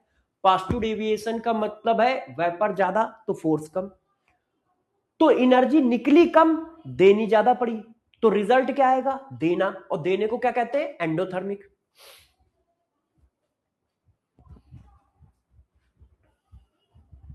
हाँ, एक बच्चा कह रहा है सर आपने लड़कों को बहुत बुरा बोला है। अरे यार बड़े इज्जतदार हो तुम, घर में बड़े इज्जतदार हो, घर में तुम्हारी तो सिर्फ बेइज्जती होती है, होती किसकी है? कह रहे सर आपने लड़कों को क्यों बुरा बोल दिया? अरे मक्कार, हम भी लड़के ही हैं, हमारे भी 2 लौंडे ही हैं, है? मैं देखता हूँ ना वो आपस में इतना लड़ते हैं, इतना लड़ते हैं। चलो अच्छा, ये तो मजाक है यार, टेंशन क्यों लेते हो? मजाक में लड़के कब से टेंशन लेने लगे हैं?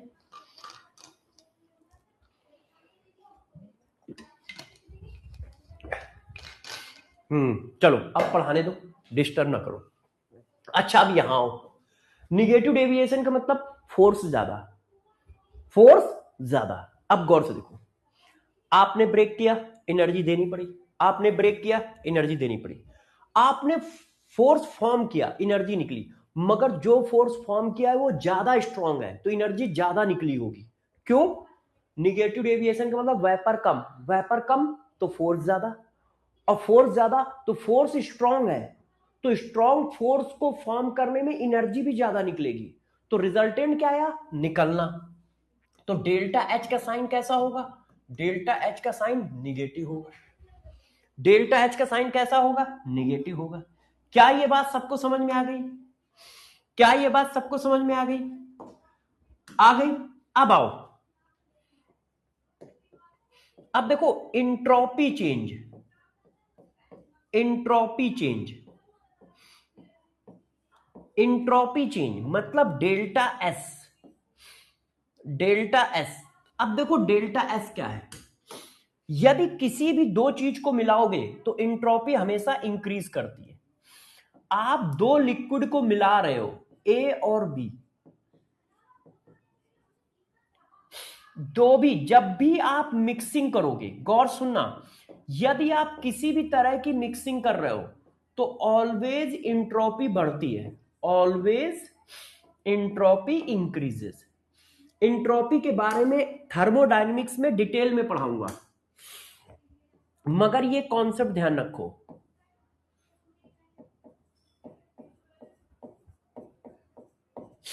क्या? Entropy change. अब इंट्रोपी क्या है? Delta S, delta S. अब देखो यार, आप चाहे आइडियल सॉल्यूशन बनाओ और चाहे नॉन आइडियल सॉल्यूशन बनाओ, दोनों में लिक्विड को मिलाओगे तो है भाई। आइडियल सॉल्यूशन में भी दो लिक्विड को मिलाना होता है, नॉन आइडियल में भी मिलाना होता है। और यदि आप मिक्सिंग कर रहे हो तो इंट्रोपी हमेशा बढ़ रही है। तो इंट्रोपी का साइन दोनों सभी केसों में कैसा आएगा? पॉजिटिव आएगा। इंट्रोपी का साइन सभी केसों में कैसा आएगा? पॉजिटिव आएगा। वैल्यू अलग अलग होगी, आइडियल की वैल्यू अलग होगी, नॉन आइडियल की वैल्यू अलग होगी, मगर इंट्रोपी ऑफ सॉल्यूशन का साइन कैसा आएगा? पॉजिटिव। ये इंट्रोपी ऑफ सॉल्यूशन है और इंट्रोपी ऑफ सॉल्यूशन का साइन कैसा आएगा? पॉजिटिव। क्यों? क्योंकि आइडियल सॉल्यूशन हो या नॉन आइडियल सॉल्यूशन हो, हमें क्या है? दो लिक्विड को मिला रहे हैं। अब कभी भी किसी भी तरह की मिक्सिंग है तो always entropy of system increases, always entropy of system increases. Oh, positive. अच्छा, अब अगला पॉइंट समझो, फोर्थ के बाद फिफ्थ। देखो Gibbs free energy change, Gibbs free energy change.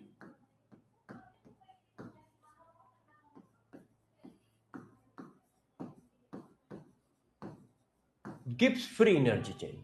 अब देखो गिब्स फ्री एनर्जी क्या होती है? यदि कोई भी प्रोसेस हो रहा है तो उसका डेल्टा जी कैसा होता है? आप सबको पता है, यदि कोई प्रोसेस हो रहा है तो उसका डेल्टा जी कैसा होगा? निगेटिव। यदि डेल्टा जी निगेटिव है तो प्रोसेस क्या है? स्पॉन्टेनियस। अब प्रोसेस स्पॉन्टेनियस है, इसका मतलब क्या है? इसका मतलब है कि वो प्रोसेस हुआ है। आइडियल,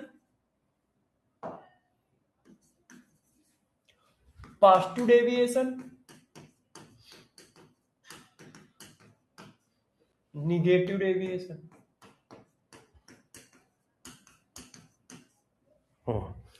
अब देखो आइडियल सॉल्यूशन भी बनना है और नॉन आइडियल सॉल्यूशन भी बनना है, मतलब प्रोसेस तो हो ही रहा है, बस दोनों प्रोसेस में वैल्यू अलग अलग आ रही है ना, मगर प्रोसेस तो हो ही रहा है ना। आइडियल सॉल्यूशन भी बनना है निगेटिव, तो इसलिए डेल्टा जी की वैल्यू तीनों में निगेटिव। क्यों? क्योंकि प्रोसेस तो हो रहा है। वो बात अलग है कि सबका डेल्टा जी अलग अलग होगा, डेल्टा जी ऑफ सिस्टम सबका अलग अलग होगा, मतलब वैल्यू अलग अलग होगी, मगर सबकी वैल्यू निगेटिव होगी। क्यों? क्योंकि सोल्यूशन तो फॉर्म हो ही रहा है, आइडियल सोल्यूशन भी फॉर्म हो रहा है, नॉन आइडियल सोल्यूशन भी फॉर्म हो रहा है। और यदि कोई प्रोसेस स्पॉन्टेनियस है तो उसकी डेल्टा जी की वैल्यू कैसी होती है? निगेटिव। उसके डेल्टा जी की वैल्यू कैसी होती है? निगेटिव। उसके डेल्टा जी की वैल्यू कैसी होती है? निगेटिव। इंट्रोपी बेटा, अभी कुमार अभी इंट्रोपी के बारे में आप इतना समझ लो कि जब भी कोई दो लिक्विड मिलाए जाएंगे या दो सॉलिड मिलाए जाएंगे या दो गैस मिलाई जाएगी तो always entropy of the system increase करेगी। इंट्रोपी का डिटेल मैं थर्मोडायनेमिक्स में पढ़ाऊंगा कि इंट्रोपी क्या होती है, किस तरह से मेजर की जाती है, किस किस फैक्टर पर डिपेंड करती है, ये सारा डिटेल इंट्रोपी थर्मोडायनेमिक्स में पढ़ाई जाएगी और पूरा एक क्लास पढ़ाऊंगा, मिनिमम एक क्लास। तो अभी तो आप बस इस कॉन्सेप्ट को ध्यान रखो। क्या कॉन्सेप्ट ध्यान रखोगे? कि जब भी मिक्सिंग होगी तो इंट्रोपी इंक्रीज होगी। अब बताओ, क्या आइडियल सोल्यूशन बनाने में तुमने दो लिक्विड को मिलाया है? हाँ मिलाया है। नॉन आइडियल सोल्यूशन बनाने में दो लिक्विड को मिलाया है? हाँ मिलाया है। तो बस मिक्सिंग हो रही है तो इंट्रोपी इंक्रीज, इसीलिए डेल्टा एस का साइन तीनों केसों में plus plus plus plus plus है ना? डेल्टा एस का साइन तीनों केसों में plus plus plus plus plus है। हाँ, गिब्स फ्री एनर्जी, इंट्रोपी, ये सब पढ़ाऊंगा थर्मोडायनेमिक्स में। अब देखो heading number 6, vapour pressure, vapour pressure of solution. अब जरा गौर समझिए, इसी हेडिंग को तो इतनी देर से हम लोग कर रहे हैं, अब इसका मैं बना रहा हूं, डरना नहीं, नो, ना मुन्ना ना। देखो वेपर प्रेशर ऑफ सॉल्यूशन, तो वेपर प्रेशर ऑफ सॉल्यूशन ये एक्सपेरिमेंटल प्रेशर हो गया और ये राउल्ट्स लॉ का प्रेशर हो गया। राउल्ट्स लॉ ने कहा कि भाई इंडिविजुअल प्रेशर का सम राउल्ट्स लॉ का प्रेशर है। अब देखो आपने कहा कि पॉजिटिव डेविएशन में क्या होता है? पॉजिटिव डेविएशन में आपने बताया कि भाई एक्सपेरिमेंटल प्रेशर, आइडियल सॉल्यूशन में आपने बताया कि एक्सपेरिमेंटल प्रेशर और राउल्ट्स लॉ का प्रेशर बराबर होता है। पॉजिटिव डेविएशन में आपने बताया कि एक्सपेरिमेंटल प्रेशर ज्यादा होता है और राउल्ट्स लॉ का प्रेशर कम होता है ना? निगेटिव डेविएशन में आपने बताया कि यार एक्सपेरिमेंटल प्रेशर कम होता है और राउल्ट्स लॉ का प्रेशर ज्यादा होता है। ये तो डिफिनीशन ही थी। अब देखो इनके मैं ग्राफिकल रिप्रेजेंटेशन दे रहा हूं, सारे बच्चे गौर से देखेंगे, इस पे क्वेश्चन आते हैं।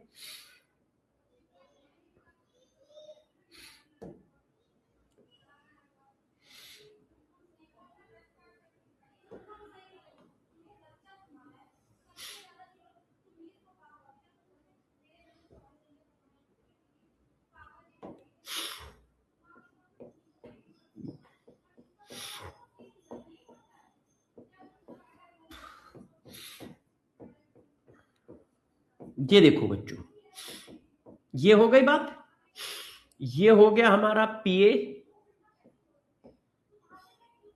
ये हो गया पीबी नॉट। अब गौर से देखिए, डरिएगा नहीं,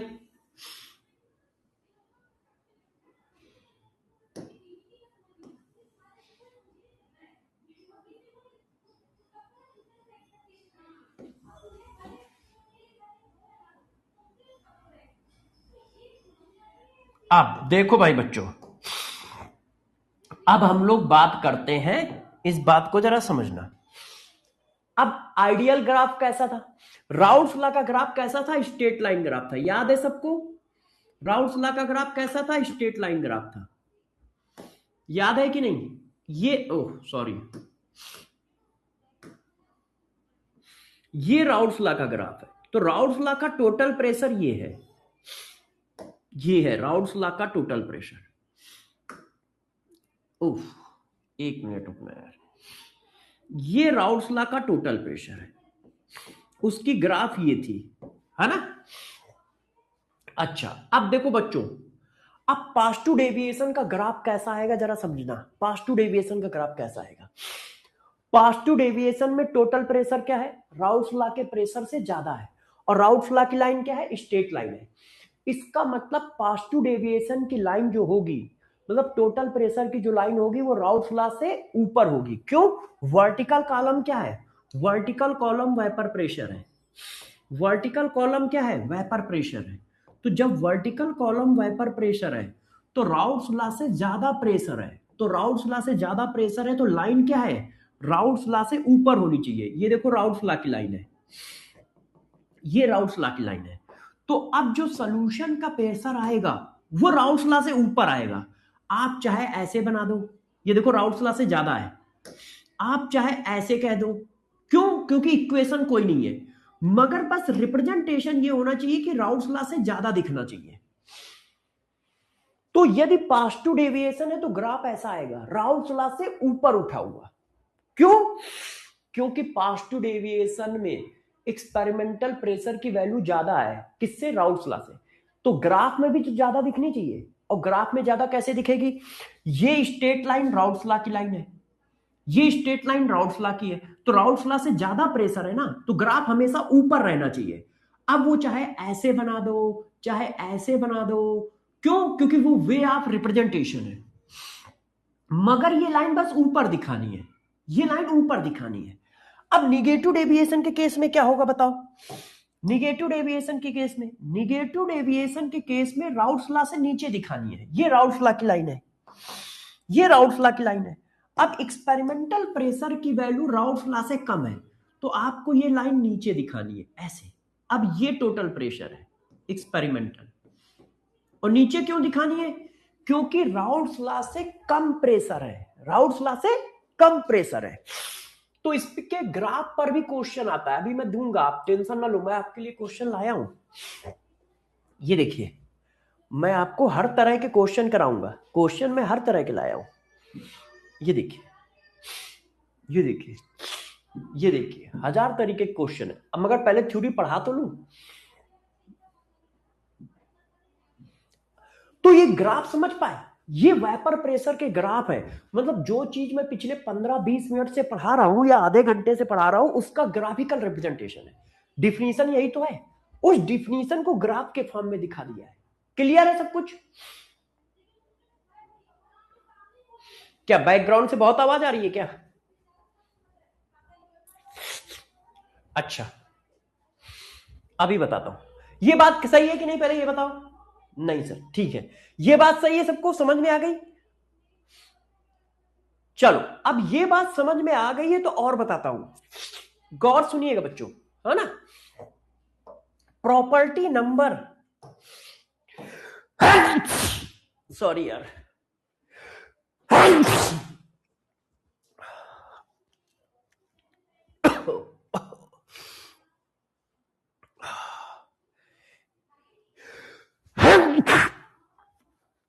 एक मिनट रुक जाओ।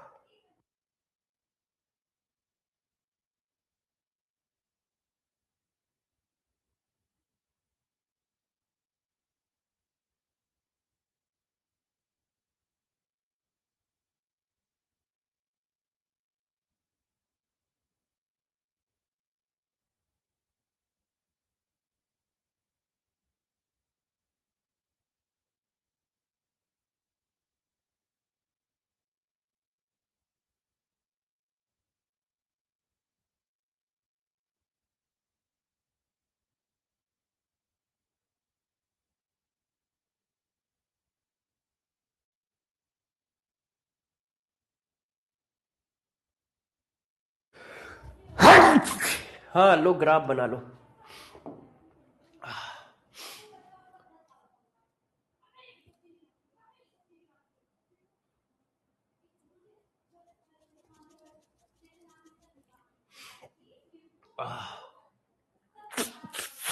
आओ देखो बच्चों,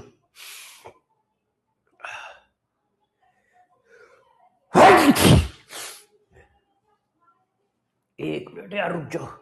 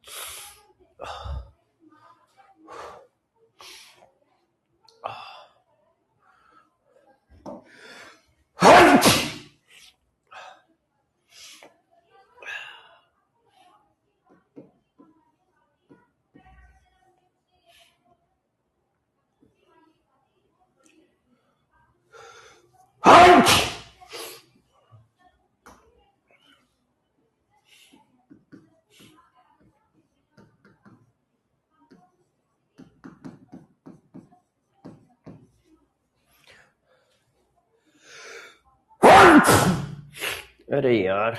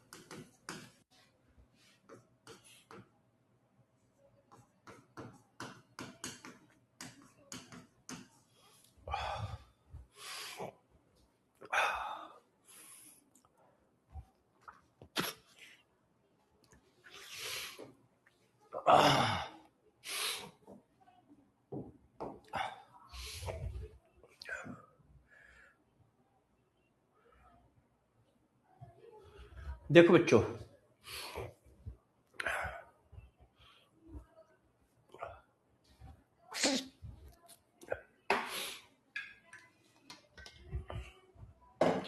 देखिए एज़ोट्रोपिक मिक्सचर क्या होता है, जरा इसको समझो, है ना।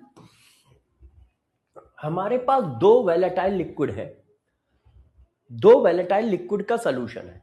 अब आप चाहते हो कि इन दोनों वैलेटाइल लिक्विड के सॉल्यूशन को सेपरेट कर दें, मतलब लिक्विड ए को अलग कर दें, लिक्विड बी को अलग कर दें।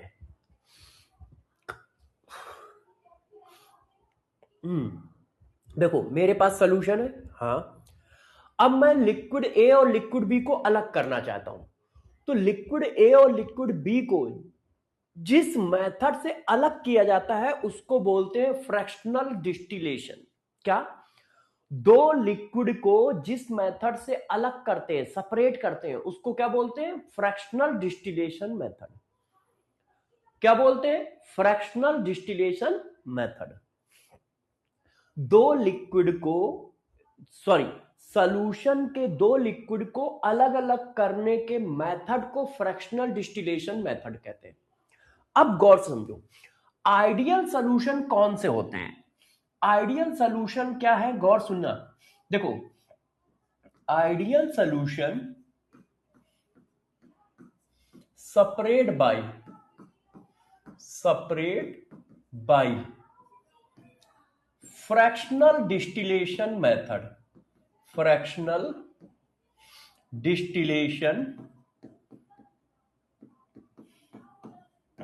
डिस्टिलेशन प्रोसेस या method 100% approx.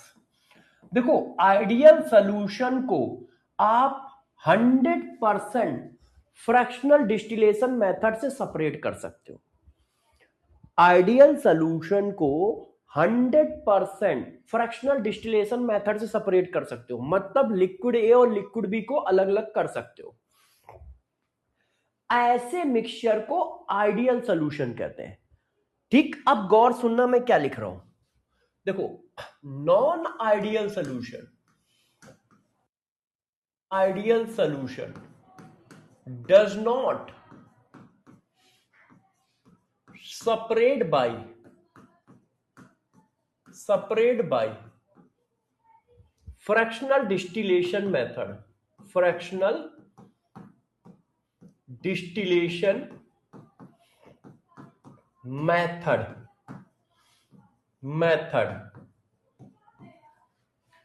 100%। Fractional distillation method से 100% सेपरेट नहीं कर सकते हो सकता है 40% सेपरेशन हो सकता है 70% सेपरेशन हो सकता है 80% सेपरेशन हो, मगर 100% लिक्विड ए को लिक्विड बी को अलग अलग नहीं कर सकते हो यदि वो नॉन आइडियल सॉल्यूशन है। यदि वो नॉन आइडियल सॉल्यूशन है तो उनका सेपरेशन आप फ्रैक्शनल डिस्टिलेशन मेथड से 100% नहीं करते हो। और नॉन आइडियल सॉल्यूशन को ही एज़ोट्रोपिक मिक्सचर कहा जाता है। Non ideal solution is called azeotropic mixture. Non ideal solution को ही हम एज़ोट्रोपिक मिक्सचर कहते हैं। इतनी बात समझ में आ गई? तो एज़ोट्रोपिक मिक्सचर कौन होते हैं? Non ideal solution azeotropic mixture होते हैं। और एज़ोट्रोपिक मिक्सचर को 100% फ्रैक्शनल डिस्टिलेशन मेथड से सेपरेट नहीं किया जा सकता है। यदि कोई कहता है कि नॉन आइडियल सॉल्यूशन सेलेक्ट करो, सॉरी, यदि कोई कहता है कि एज़ोट्रोपिक मिक्सचर सेलेक्ट करो, तो हम क्या सेलेक्ट करेंगे?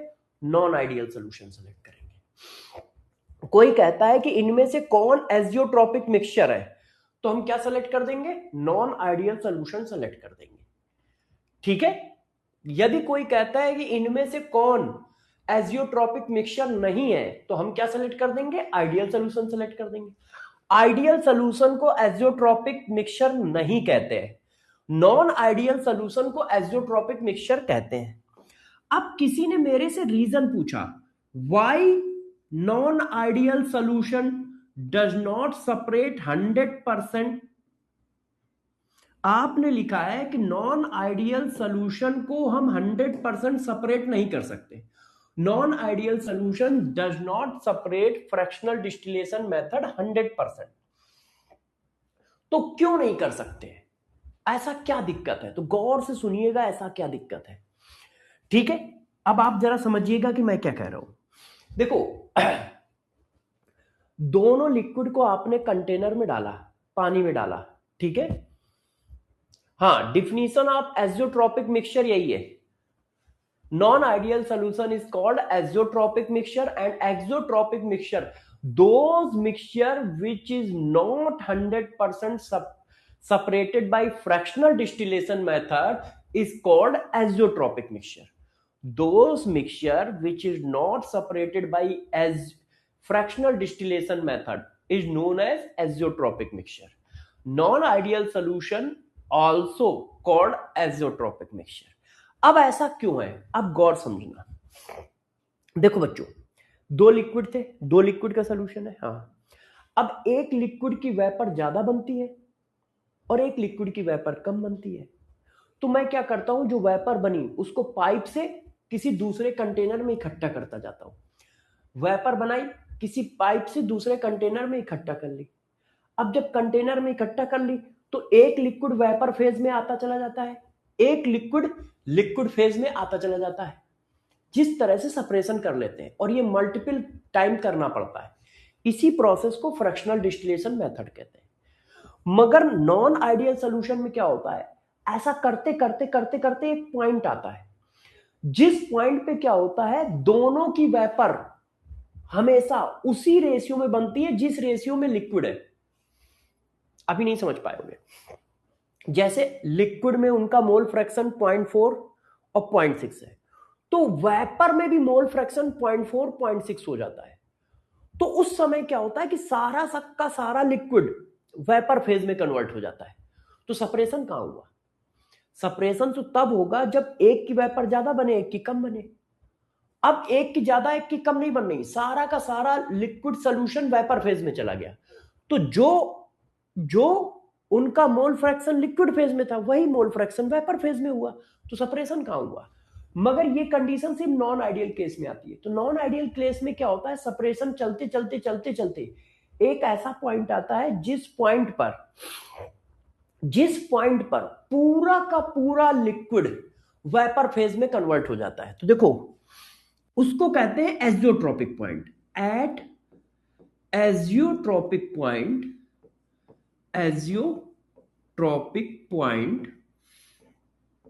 at azeotropic point all liquid solution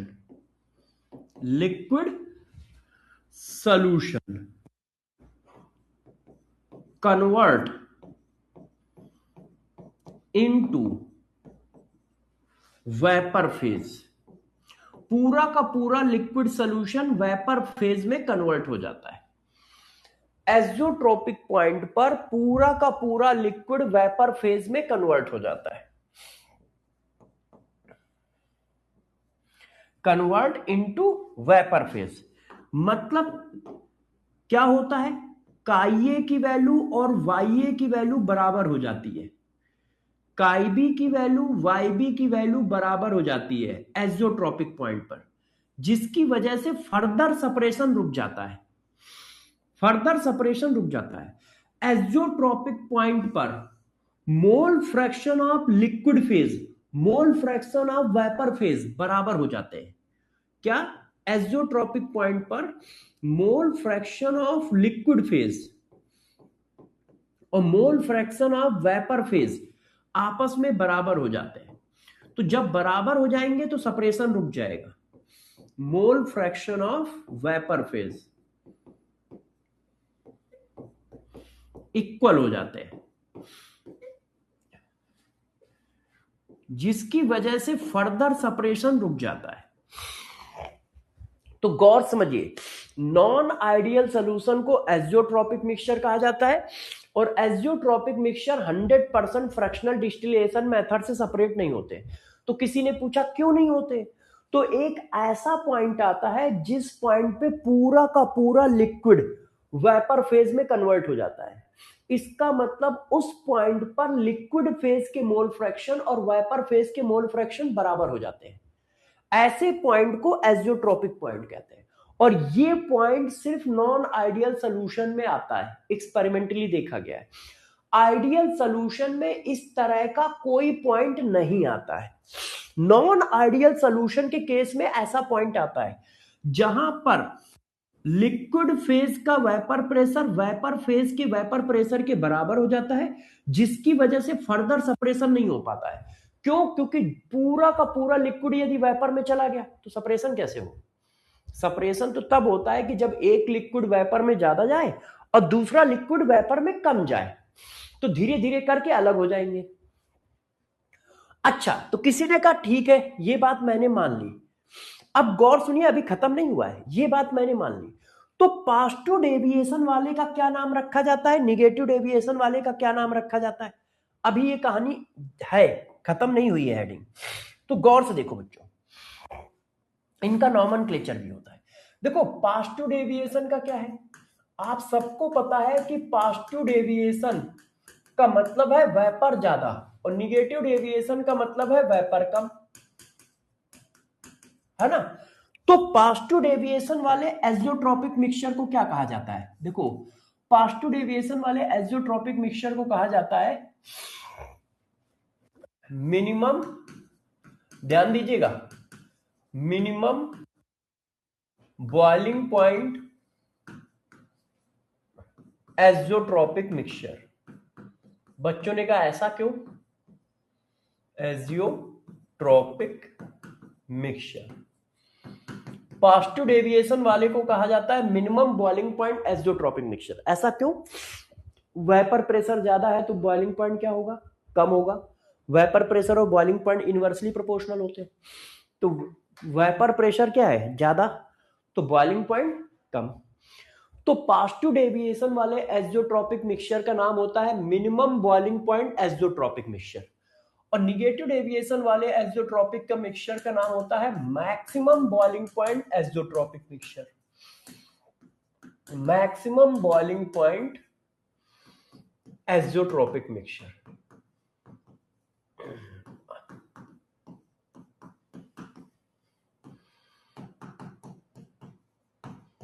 mixture, अब इनका ग्राफिकल रिप्रेजेंटेशन कैसा होगा? तो देखो जरा, इनका ग्राफिकल रिप्रेजेंटेशन कैसा होगा।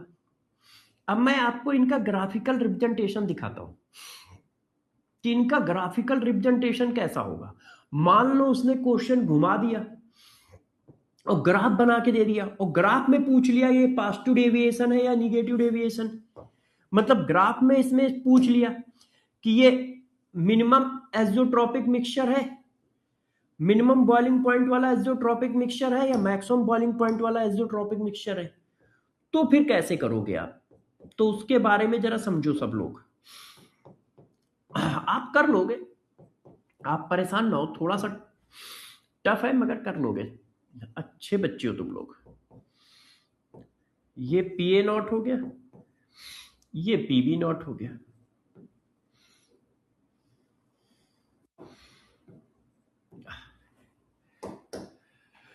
हाँ, 1 मिनट रुक जाओ।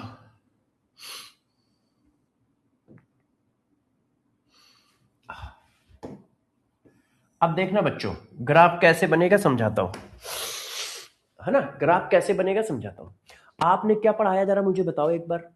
आपने बताया कि जो पॉजिटिव डेविएशन है, पॉजिटिव डेविएशन है, पॉजिटिव डेविएशन का मतलब वेपर प्रेशर ज्यादा, राउल्ट लॉ से ज्यादा, है ना? हाँ। अच्छा, आपने एजियोट्रोपिक मिक्सचर की डिफिनीशन क्या बताई है? एजियोट्रोपिक मिक्सचर की डिफिनीशन बताइए कि एक ऐसा पॉइंट आता है जहां पर लिक्विड फेज और वेपर फेज के मोल फ्रैक्शन आपस में बराबर हो जाते हैं, है ना? तो अब देखो, आपको कुछ नहीं करना है। यदि पॉजिटिव डेविएशन का केस है तो एक ऐसा पॉइंट बनाना है ऊपर की ओर, ऐसे, ये देखो, ये देखो, ये वे ऑफ रिप्रेजेंटेशन है ऊपर की ओर। ये देखो, मतलब मुझे ऐसी आई तो पॉजिटिव डेविएशन, मुझे ऐसी आई तो निगेटिव डेविएशन। मतलब क्या है, गौर से देखो, ऊपर वाली लाइन जो होती है वो वेपर की होती है और नीचे वाली लाइन लिक्विड की होती है। अब ये देखो एजियोट्रॉपिक पॉइंट हुआ, वेपर फेज और लिक्विड फेज का मोल फ्रैक्शन क्या हो गया, सेम हो गया। ये एजियोट्रॉपिक पॉइंट है, एजियोट्रॉपिक पॉइंट है। ये देखो, तो पॉजिटिव डेविएशन का वेपर प्रेशर क्या है, ज्यादा है तो ऊपर की ओर होगा, मुच्छे ऊपर की ओर होंगे। अब ये मुच्छे का पॉइंट यहां पर भी आ सकता है, यहां पर भी आ सकता है, यहां पर भी आ सकता है, यहां पर भी आ सकता है। अब यही चीज नीचे की ओर बना दो तो निगेटिव डेविएशन। जैसे ये देखो, यही चीज नीचे की ओर बना दो, भाई हमारे पास हमारे पास कोई इक्वेशन तो है नहीं, तो यही चीज आप नीचे की ओर बना दो तो निगेटिव डेविएशन। ये देखो ऐसे, तो ये निगेटिव डेविएशन हो गया। ये देखो, ये लिक्विड ऊपर वाली लाइन वेपर की, नीचे वाली लाइन लिक्विड की, और ये देखो एजियोट्रॉपिक पॉइंट। तो यदि मुझे ऐसी बनी है तो पॉजिटिव डेविएशन, यदि मुझे ऐसी बनी है तो निगेटिव डेविएशन। और ये पॉइंट क्या दिखाता है कि ये एजियोट्रॉपिक मिक्सचर है। ये क्या दिखाता है कि ये एजियोट्रॉपिक मिक्सचर है। एक मिनट रुकना, हाँ, ये क्या दिखा रहा है कि ये एजियोट्रॉपिक मिक्सचर है। क्लियर। तो देखो, इसको minimum boiling point azeotropic mixture क्यों कहा गया है, क्योंकि वेपर प्रेशर ज्यादा है तो बॉइलिंग पॉइंट कम होगा, इसीलिए इसको minimum boiling point azeotropic mixture कहा गया है। इसको maximum boiling point azeotropic mixture क्यों कहा गया है, कि वेपर प्रेशर कम है तो बॉइलिंग पॉइंट ज्यादा होगा। क्यों, क्योंकि वेपर प्रेशर और बॉइलिंग पॉइंट इनवर्सली प्रोपोर्शनल है ना, इसीलिए नॉमेनक्लेचर ऐसा है। और वे ऑफ रिप्रेजेंटेशन कैसा होगा, भाई एक ऐसा पॉइंट है जहां पर लिक्विड फेज का मोल फ्रैक्शन वेपर फेज के मोल फ्रैक्शन बराबर है, तो ये वो पॉइंट है। अब ये पॉइंट कहीं पर भी बना सकते हो, बस उठा हुआ बनना चाहिए। क्यों, क्योंकि पॉजिटिव डेविएशन है, वेपर प्रेशर ज्यादा है। और निगेटिव डेविएशन में ये नीचे की ओर बनना चाहिए, स्ट्रेट लाइन से नीचे, क्योंकि स्ट्रेट लाइन किसकी लाइन है, स्ट्रेट लाइन राउल्स लॉ की लाइन है। तो स्ट्रेट लाइन से ऊपर बनना चाहिए पॉजिटिव डेविएशन में, और स्ट्रेट लाइन से नीचे की ओर बनना चाहिए निगेटिव डेविएशन में। ये देखो, ये स्ट्रेट लाइन से ऊपर बना है, ये स्ट्रेट लाइन से नीचे बना है। अब हमारे पास कोई इक्वेशन नहीं होती तो वे ऑफ रिप्रेजेंटेशन है, ये ऐसा भी बन सकता है, ये पॉइंट यहां पर भी आ सकता है, यहां पर भी आ सकता है, कहीं पर भी आ सकता है। इसी तरह ये लाइन के नीचे रहेगा, चाहे जिधर रहे, चाहे जिधर रहे। तो ये पॉजिटिव डेविएशन का ग्राफ, ये निगेटिव डेविएशन का ग्राफ। अब बात आई कि यार हम किसी भी सॉल्यूशन को पहचानेंगे कैसे, लास्ट एंड फाइनल टॉपिक है। आप लोग बताओ जरा मुझे, टाइम कितना बचा है, क्या मेरे पास 10 मिनट है, बस 10 मिनट का और बचा है 10 मिनट और बचा है बस, उससे क्या होगा कि पूरा सब टॉपिक खत्म हो जाएगा। टाइम कितने बजे खत्म होता है, अभी बायो की क्लास 1 बजे से स्टार्ट होती है ना, अभी तो यार 12:35 हुआ है, बायो की क्लास 1 बजे से स्टार्ट होती है ना, नहीं 12:45 से होती है, 12:45 तक मेरा टाइम है ना। हाँ, मोल कॉन्सेप्ट की क्लास शाम को होगी, वन शॉट मोल कॉन्सेप्ट का होगा, परेशान ना हो। हाँ तो यार अभी रुक जाओ, 15 मिनट और पढ़ा लेने दो, 10 मिनट में टॉपिक खत्म हो जाएगा।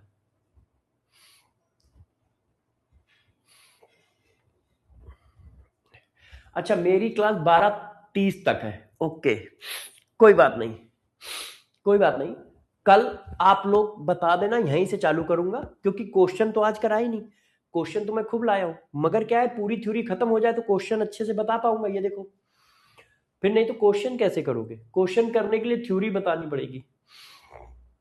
ये देखो, जेई नीट सारे पीवाईक्यू लाया हूं, सब करा दूंगा। ये देखो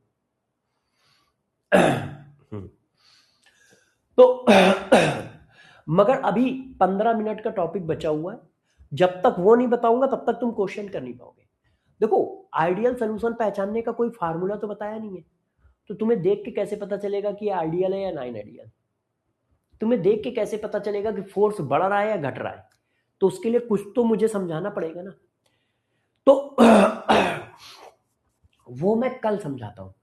कल कल हम सारे क्वेश्चन करेंगे, मगर मैं आज क्यूएसडी सीट लिखूंगा, क्यूएसडी सीट करके आइएगा।